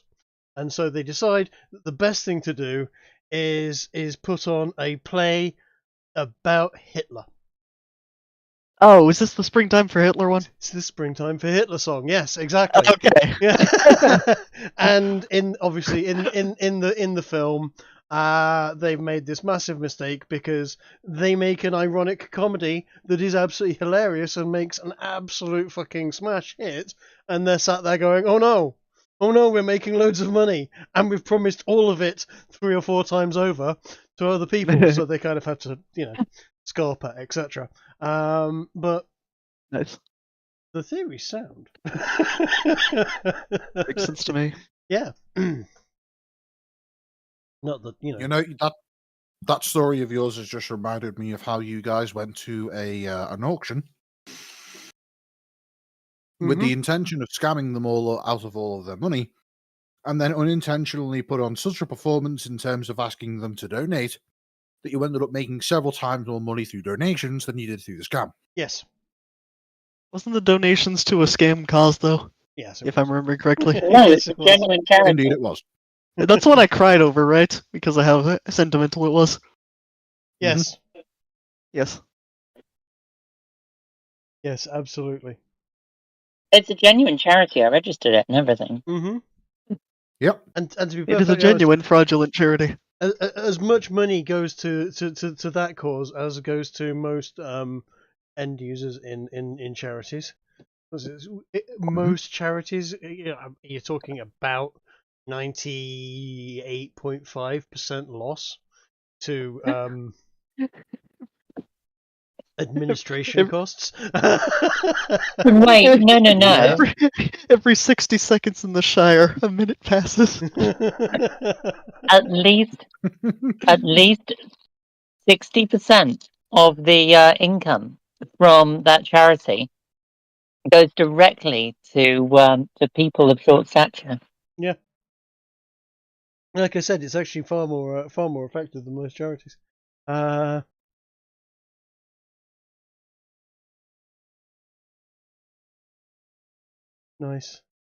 So yes, You guys definitely are the good guys of this story. we're iffy little shits, but we do it with good humour and put on a good performance whilst we're doing it, and then kill something and then eat it. But were you not entertained? He says. Okay, As the crowd.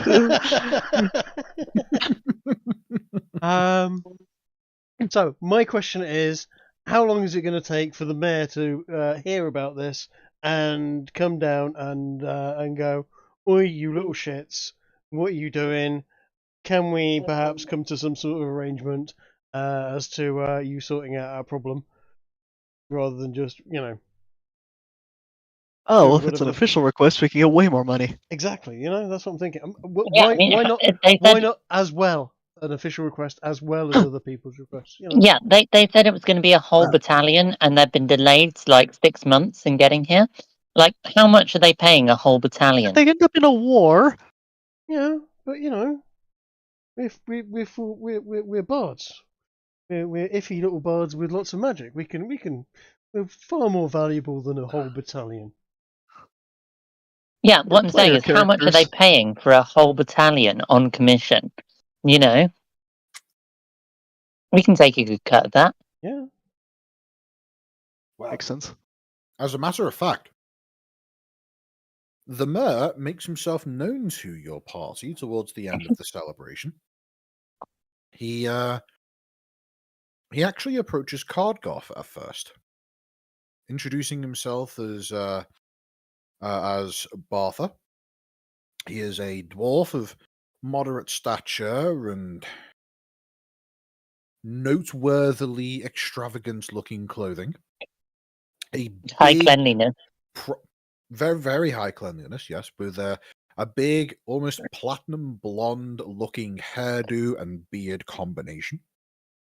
Think the most over top of beardo styles of beard on this fellow, and he approaches your food stand there, Cardgar, and he says, "Well, look at this.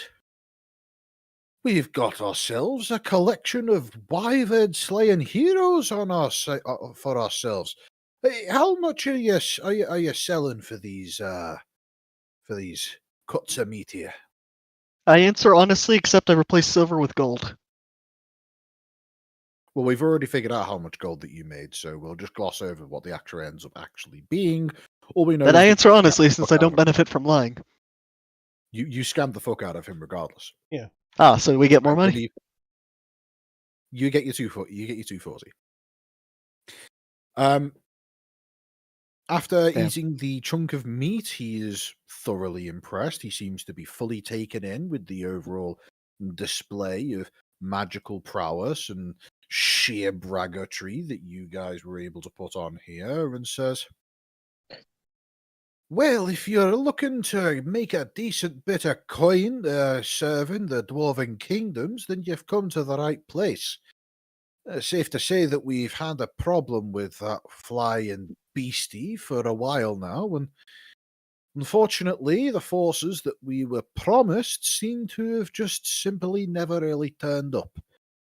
I've yet to be able to get a straight answer as precisely why that's the case, but I figured it out. Is it Because just the they're one dwarves. wyvern? Is it just the one flappy little, ten dragon? aye, from what we've been able to find out, it does appear to be one, at most two. There have been reports of a wyvern that does not match the usual one, but nobody of consistent renown has been able to verify such. So, if you were to be able to slay the creature and bring back proof of your deeds, well, we'll see what we'd be able to get sorted for you. Obviously, the body of the thing would be entirely up to whatever you feel would be appropriate.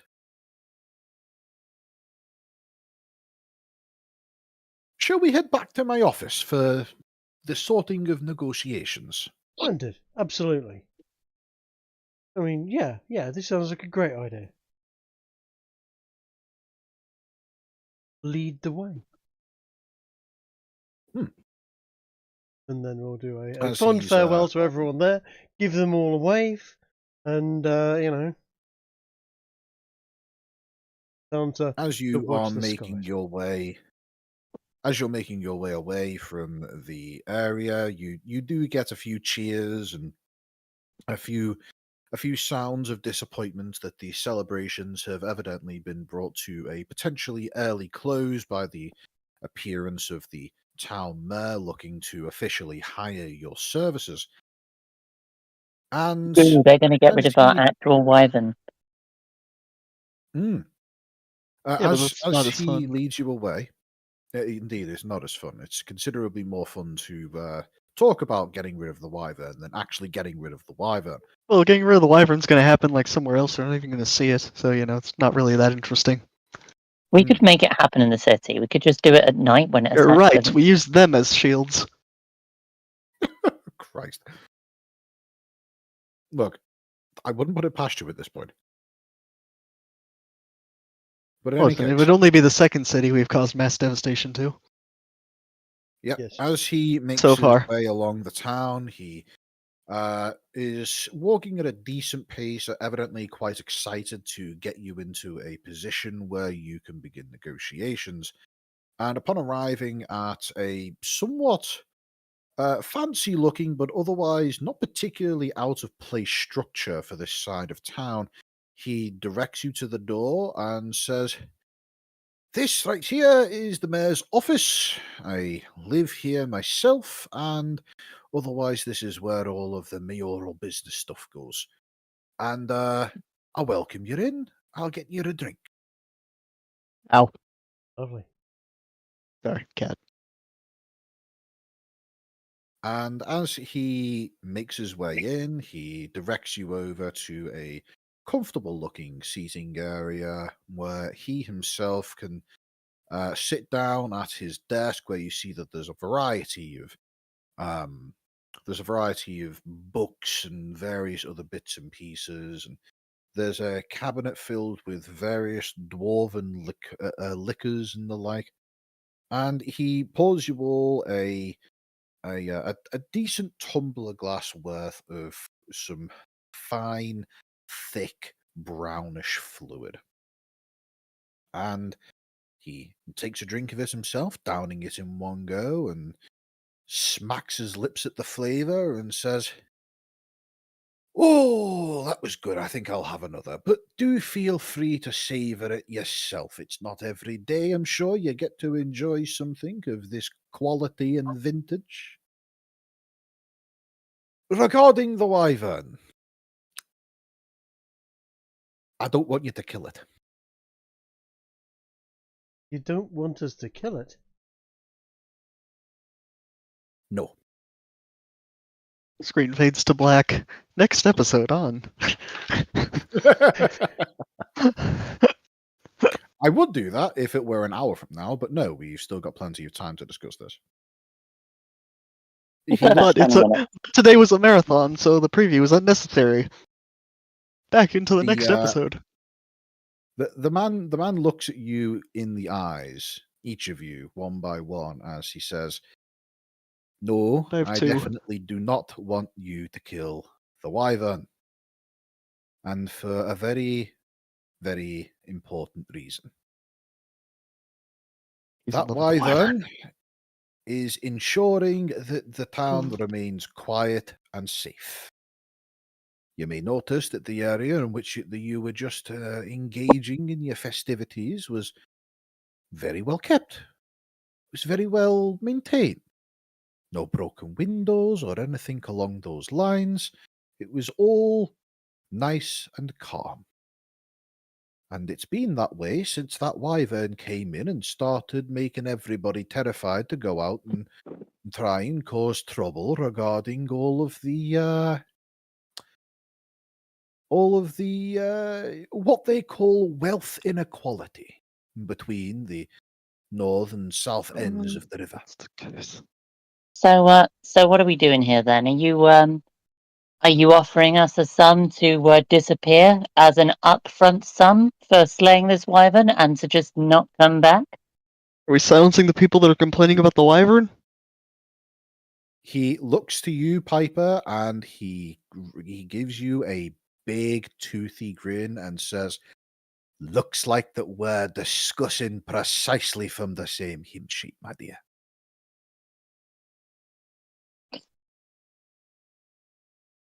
I am presenting you with an offer. An offer of, he thinks for a moment, 100 gold for each of you to never step foot in Donheim again. Now here's where we've got a problem. You see, we make far more than that off just the head of this thing alone. Oh, I mean, is that the case, is it? far more than that. If you were to perhaps think about how many zeros you're offering us, and maybe increase the number of zeros on the right hand side of that number, we might start talking about it, but at the present moment, for a modicum of risk on our part, certainly, we're looking at making a very tidy profit. And offering us 100. I'll be honest with you. We made nearly that this lunchtime, just putting on our little bit of a do. In fact, we're probably losing that amount of money by coming and talking to you. I should have known that you wouldn't take an offer that low. I mean, do I have fool written on my face? I know we dress kind of funny, but money talks. Look, you're half-sized folk from out of town. I don't know what you know, so I was trying to see if I could make some budgetary concerns. Let me be But honest with you, Mr. clearly Mayor. I'm dealing with people of higher caliber. We kill wyverns for a living, sir, as well as brag and sing songs about it. We've explored other realms. We've killed flying whales. I'm wearing on my legs, on my trousers here, are parts from a creature from an astral plane that we slayed. You were talking to some very, very, very special individuals here, and you wanted to give us 100 gold? Kind of. I don't know. I'm almost insulted. How about you guys? Am I right to feel? I feel insulted. Come on, sir. Sharpen your pencil. I wouldn't have accepted this money to be insulted like this. Yeah. In fact, I'm going to put my wig on and turn green.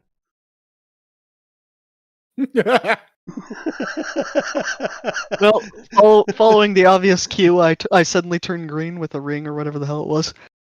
Uh-huh. Now you see our true forms. He looks at the pair of you and raises an eyebrow and says, "All right, nice trick." And I can clearly see that you are somebody of a higher caliber than what I was hoping for. You are not merely braggarts, but braggarts with the actual means to be able to back it up. I can. Do you want to know what it feels like to be blind? Let me just demonstrate. I'm going to open my lantern for a second, and then close it. At will, black, and no light will break through it. And I carry this as a gag. He shoves it down people's throat and they can't talk. He does a quick couple of blinks when you open and close the lantern, because he wasn't expecting to go temporarily blind for a second. Mm-hmm. But then says, "All right then. Clearly it's going to take a bit more to get you lot out of my hair. So, I'm going to make you another offer. Bear in mind, this is final offer. Mm-hmm. I will give each of you 300 gold. And in addition, I won't use my position of authority within this office to have you labeled criminals.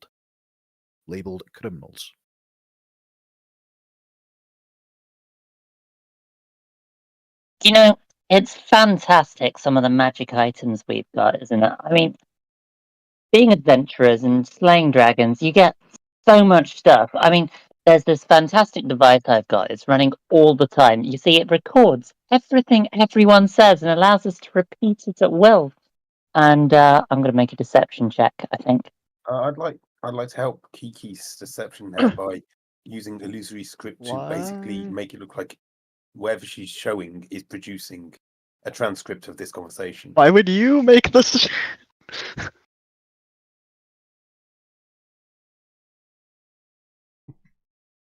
That's a natural one. Yeah. Oh, I'm so hang on. glad that you. Which she rerolls. Well, as a halfling, but Yeah, I also, rerolled that to 16. Also, you shouldn't have done it. But let's do it again because I've got lucky. Yeah. No, you're a halfling, which means that you already reroll natural ones. I know, but I don't like the 16. No, you press the button again. Unless you have advantage, we ignore the second number. Oh, okay. Okay, there's That's how he's been running it. Mm-hmm. let's do my deception. There we go. Ah, And it was Ez's bardic inspiration as well, right? And I was trying to help you out to strengthen your case by making it look like whatever you're holding up as a device to prove your point is creating a transcript using a spell called illusory script. Right. Well, 27's probably good enough. Provide Well, subtitles. As if Basically. you want to go through with that, what you just described, I will say roll me a sleight of hand check to see if you can cast the spell without being noticed that you're casting a spell of somebody who's currently paying Oh attention. God! Don't bugger it up now. We've rolled well. What's my sleight of hand? Is 0. I'm not going to try that then. Okay. I will be kind and say that you had the thought and thought, no, I don't think I can do that. No, I suck at this shit. Never mind. So, Would be a I am shame if very everyone actually found good. out how corrupt you were now, wouldn't it? Mm. There's a lot I'd of like people each of in you your to roll town. me. Sorry, go on. I'd like each of you to roll me insight checks as you see the man say, I have not heard of anything along those lines, and I consider myself to be a rather well-learned fellow. 20. 27. All of you were able to see that this man has just suddenly changed his posture to one of, oh, fuck. Ah, well, Ah. all right. I'm going to I'm gonna say, well, before we discuss your other problem, I think you should first we should first resolve the issue about the us not saying certain things. Yes, I wonder, Bobby, how much do you think it would take for us to have amnesia about this conversation? Well, this is it. I mean, apart from the fact that you clearly should have been wearing your brown trousers today. We You can be see his forgetful. eyes dart downwards for a split second. I would like to attempt the persuade, but I'm just going to do it. Instead, I'm going to do it verbally, or not verbally, physically, by just holding my hand out, obviously expecting money. I've got an idea. Now let's see how you deal with this.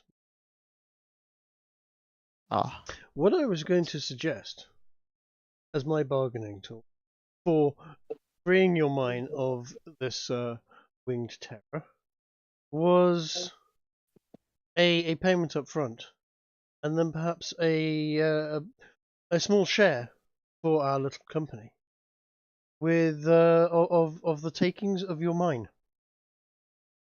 I'm still going to offer that be the settlement of this and conclusion of this negotiation.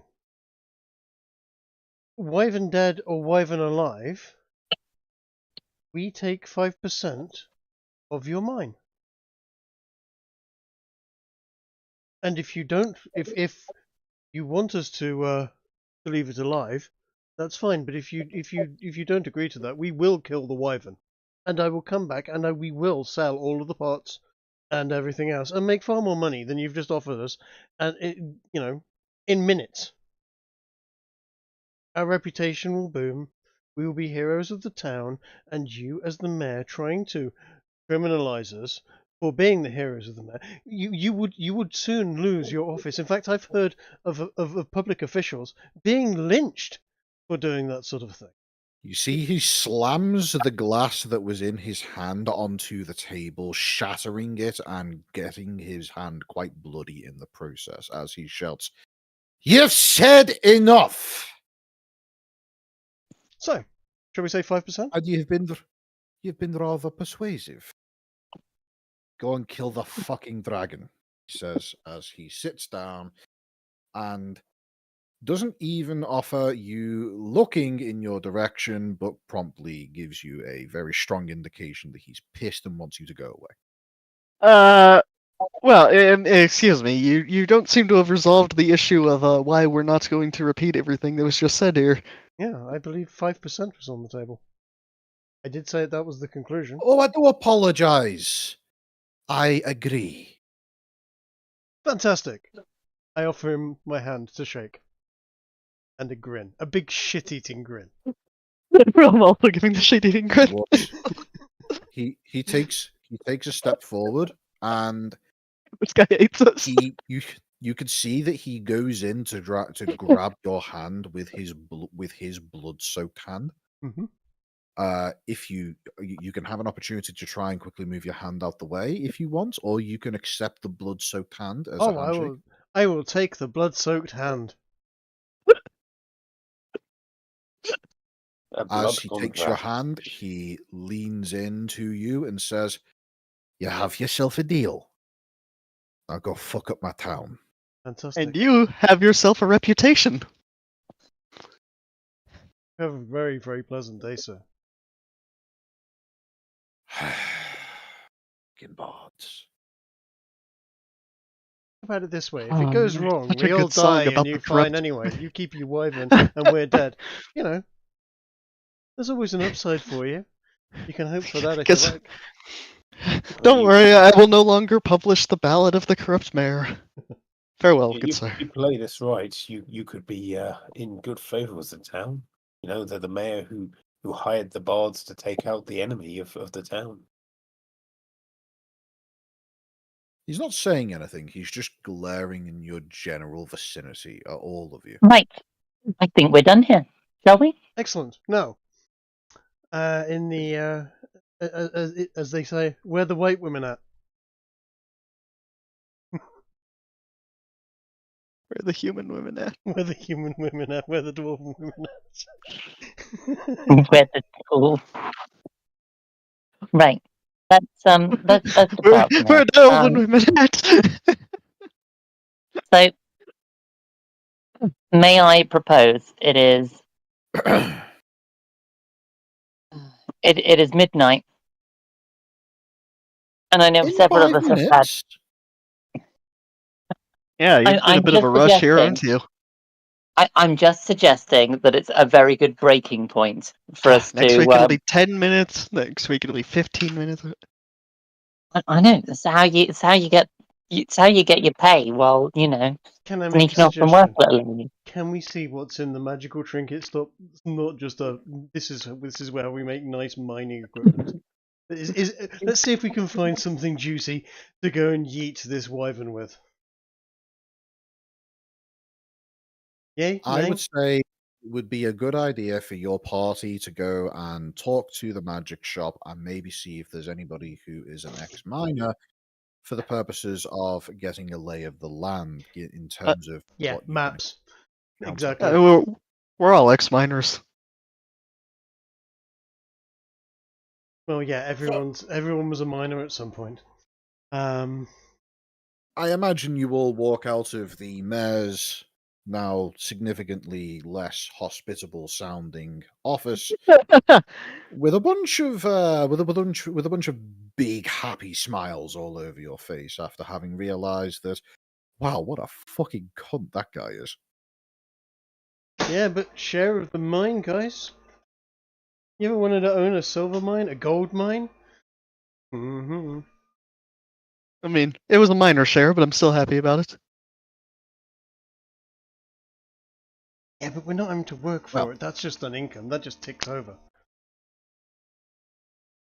Not complaining here. it's not long before you find yourself in front of the magic trinket shop, which, funnily enough, has the rather uncreative name Magic Trinkets. And Wonder what as they you sell make here. your way, as you make your way in, you see that the shop is actually run by a human one, which is vaguely surprising, given that this is the first non-dwarf that you guys have seen upon entering the town. The token human, if you will. And she looks at you all and gives you a big warm smile and says, "Oh, the saviors of the town! Well, saviors to be. What can I get for you all? What are you looking for? I'm sure I'll be able to either offer you what you want or something similar." We're looking for some fun toys. We're gonna, as you For a know. lady friend? No, I'm thinking, more for exploding wyverns into lots of little small pieces. Ah, gotcha. Not for a lady friend. Right. No. Okay, then. My name's Katie, by the way. I'm more than enough of a toy for most women. I don't need anything else. If you want to try, I'm available. Is she good looking? Is she average? Are we talking mid? Because mid, I will flirt with quite happily. This is the definition of 5 out of 10. Fine, perfect, wonderful. This is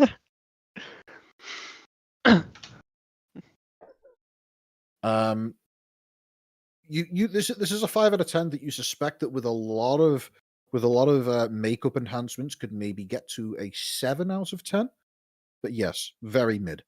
And Dude, I can show you some makeup tutorials where solid 1.5s have gotten to like 9. Makeup is fucking cheating. It's lying. It's fucking witchcraft. No man should start a sentence with, "Dude, I could show you some makeup tutorials." Well, it's a good job that's how we finish the sentence, isn't it? I fucking Yes. can though. Some of them are absolutely fucking horrifying. Honestly, makeup is fucking witchcraft. I've seen the one with the woman with no teeth turned into somebody 20 years younger. That's the one. Yeah. Yeah. Well, anyway, this Katie proceeds to show you around the shop and begins showing you various bits and pieces. She shows you how there's a variety of items in this shop, which can largely be summarized as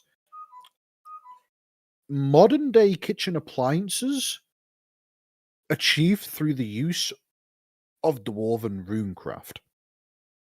Like, for example, there is the knife that toasts, and a toaster, and an oven that runs on magical rune stuff, and various other bits and pieces. There's a self-rolling rolling pin. There is all kinds of Hold on. various kitchen and homeware stuff that you could use to, if you were to spend a considerable amount of gold, effectively allow you to have the ability to perform the tasks of a small selection of servants by yourself with very little effort. Hang on a second. How much? That knife that toasts. That is a fire enchantment, I'm assuming. A very low level one on a metal blade, yes? Yeah. That's I suppose if you were to try and use this on somebody that's alive, it wouldn't be very pleasant. Can we crank that up so it does significantly more of the toasting on impact? And perhaps put it onto, say, a rapier?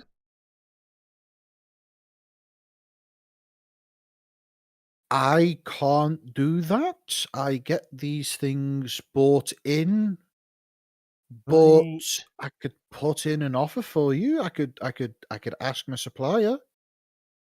How, Okay. Okay.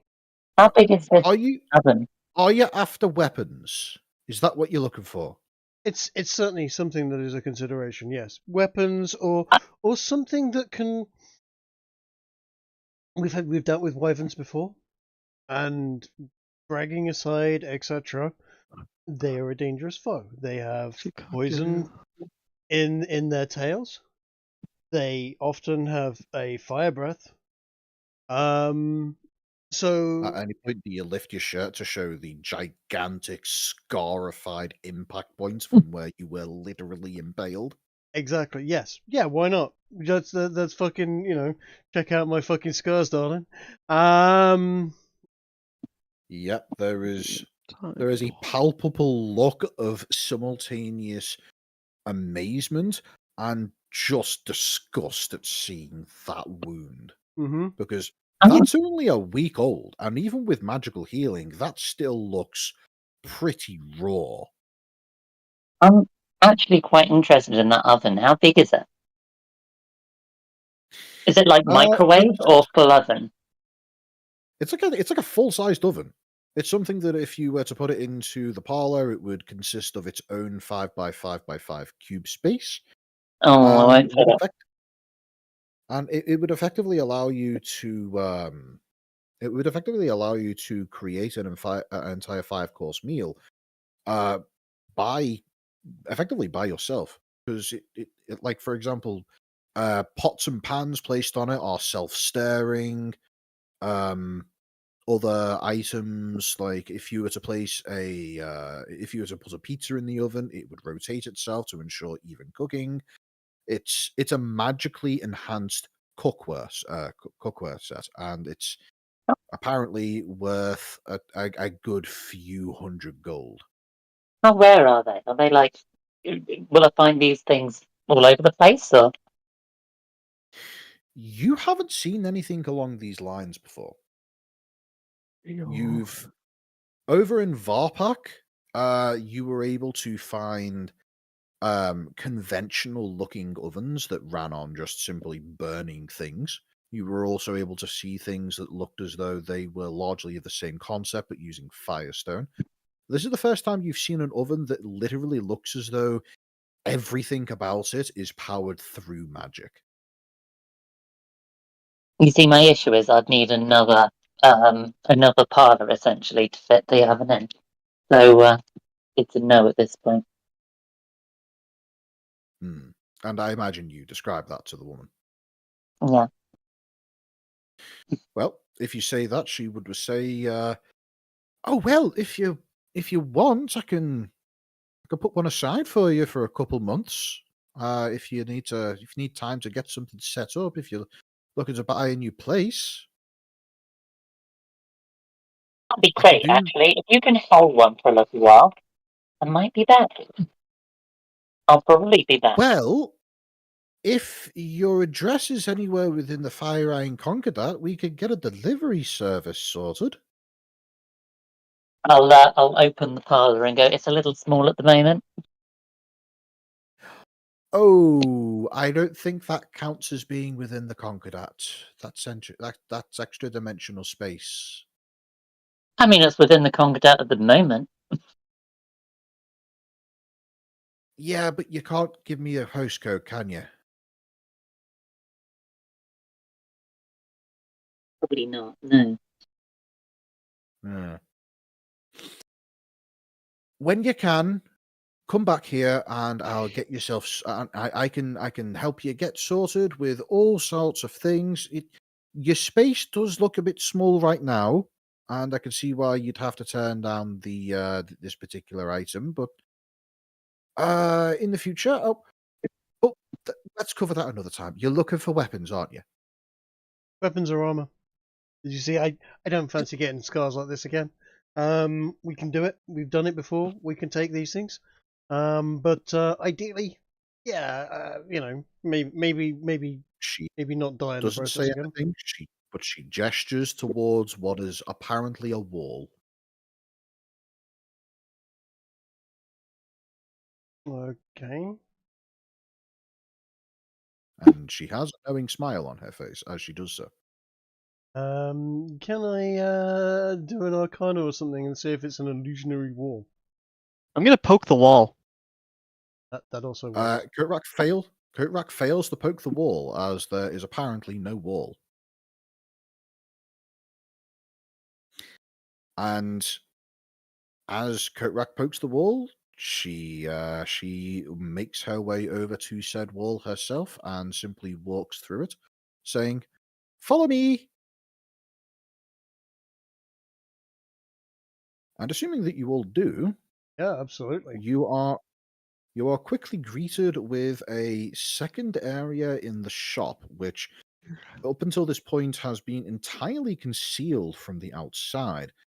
Something you suspect to be must be some kind of purpose for this level of concealment. But um, as she welcomes you in, you're able to see that there is it is effectively transformed into a weapons shop behind this illusory wall. And you can see that there is a variety of various bits and pieces, all with dwarven runics applied down the sides of swords and rapiers, spears. There's even a lance in the back.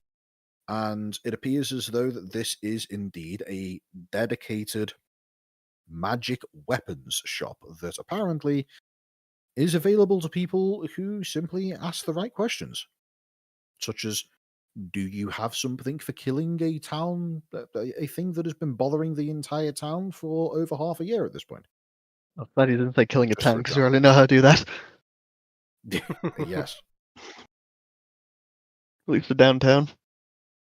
Yep. So, what I will say is that before this, what remains of this session turns into Jinder talks you through the process of shopping. Within this specific space, your party Yes. will be able to spend a considerable amount of money buying most mid to low level enchanted gear. Mm-hmm. So, think about what you think may be possible. If you think this is pretty obviously possible, like for example, a conventional weapon that just has a +1 enchantment, you'd be able to buy that. If you want something that's a bit more extravagant or unique, ask me and I will tell you if something like that is in stock and what the price would be. But otherwise, just simply either post into the D&D room a list of the various bits of equipment that you'd be interested in, or alternatively DM them to me if you are looking for something that you want to keep as a surprise for your fellow party members. I want a +10 And triangle. that wouldn't be considered a weapon. I want a +1 triangle. Still not a weapon. But yes, No, why did you fail me art of the deal? That's the situation that we're leaving that we're going to be leaving the session off. I've Cool. got a couple of ideas. Something I know to get Kiki's wanting to get to bed, but if any of the rest of you want to go through details after the session, feel free to stick around and we can talk about it for a bit and effectively do an impromptu shopping session. I'll think about stuff and get back to you on it. Fair enough. Righto. Hey, I'm just gonna drop this in here for you to have a look at and a think about as to whether or not that's viable. I think it's in keeping with what a bard might want to have as a a sidearm. Now, traditionally, song blades, as they swing through the air, play music through their interactions with the air itself. However, I am of the opinion that a song blade should work more like a theremin.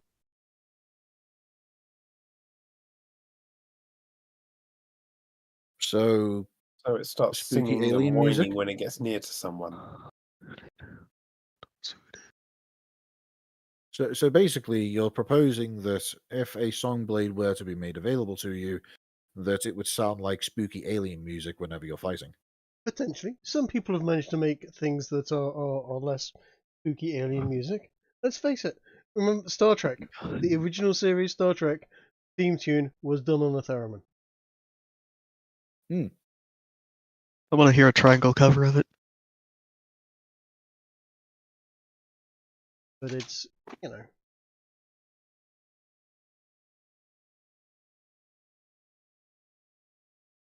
Anyway, with all of that said, I can't see any particular reason to keep the recording going if you guys want to be getting going. So, maybe hit the not live button, Trig. I am going to unalive this stream. Right, and we have had a couple of viewers, but they've not stuck around for too long. But Any comments? pardon? No comments, I'm afraid, Any on this one. comments? But it's a shame because they missed out. Certainly the negotiation section was actually pretty good, I thought. And the performance, of course. But yeah, Hello to future historians documenting my life. indeed. I Bards thought are you guys so good at appreciated lying. that little twist of the med actually wants you to just bugger off and leave the wyvern flying about. It was a nice touch. No. I totally saw that. I didn't expect. I wasn't sure whether or not it would be the mayor, but I was sat there thinking, 6 months terrorized by a wyvern and the troops not arrived yet. Either something awful's happened to that troop, and for some reason the new troop. The whole thing was fishy. You don't have a 6-month wait time on something like that. Nothing's happened. I see you've clearly never had to deal with the NHS. Yeah. Well, it's more that the townsfolk had gotten used to it. Yeah. Right. I see you clearly have not dealt with the NHS. I'm going to end the stream at this point before we incriminate ourselves further as to complete thought criminals. But yes. Yep. Good night, everyone who watches this in the future. Or good day, good morning, whatever. Hello. There's not going to be times a day in the future. No, Moron. that's it. You Right. should have Anyway, known this. ending stream. Bye bye. Right, nigger.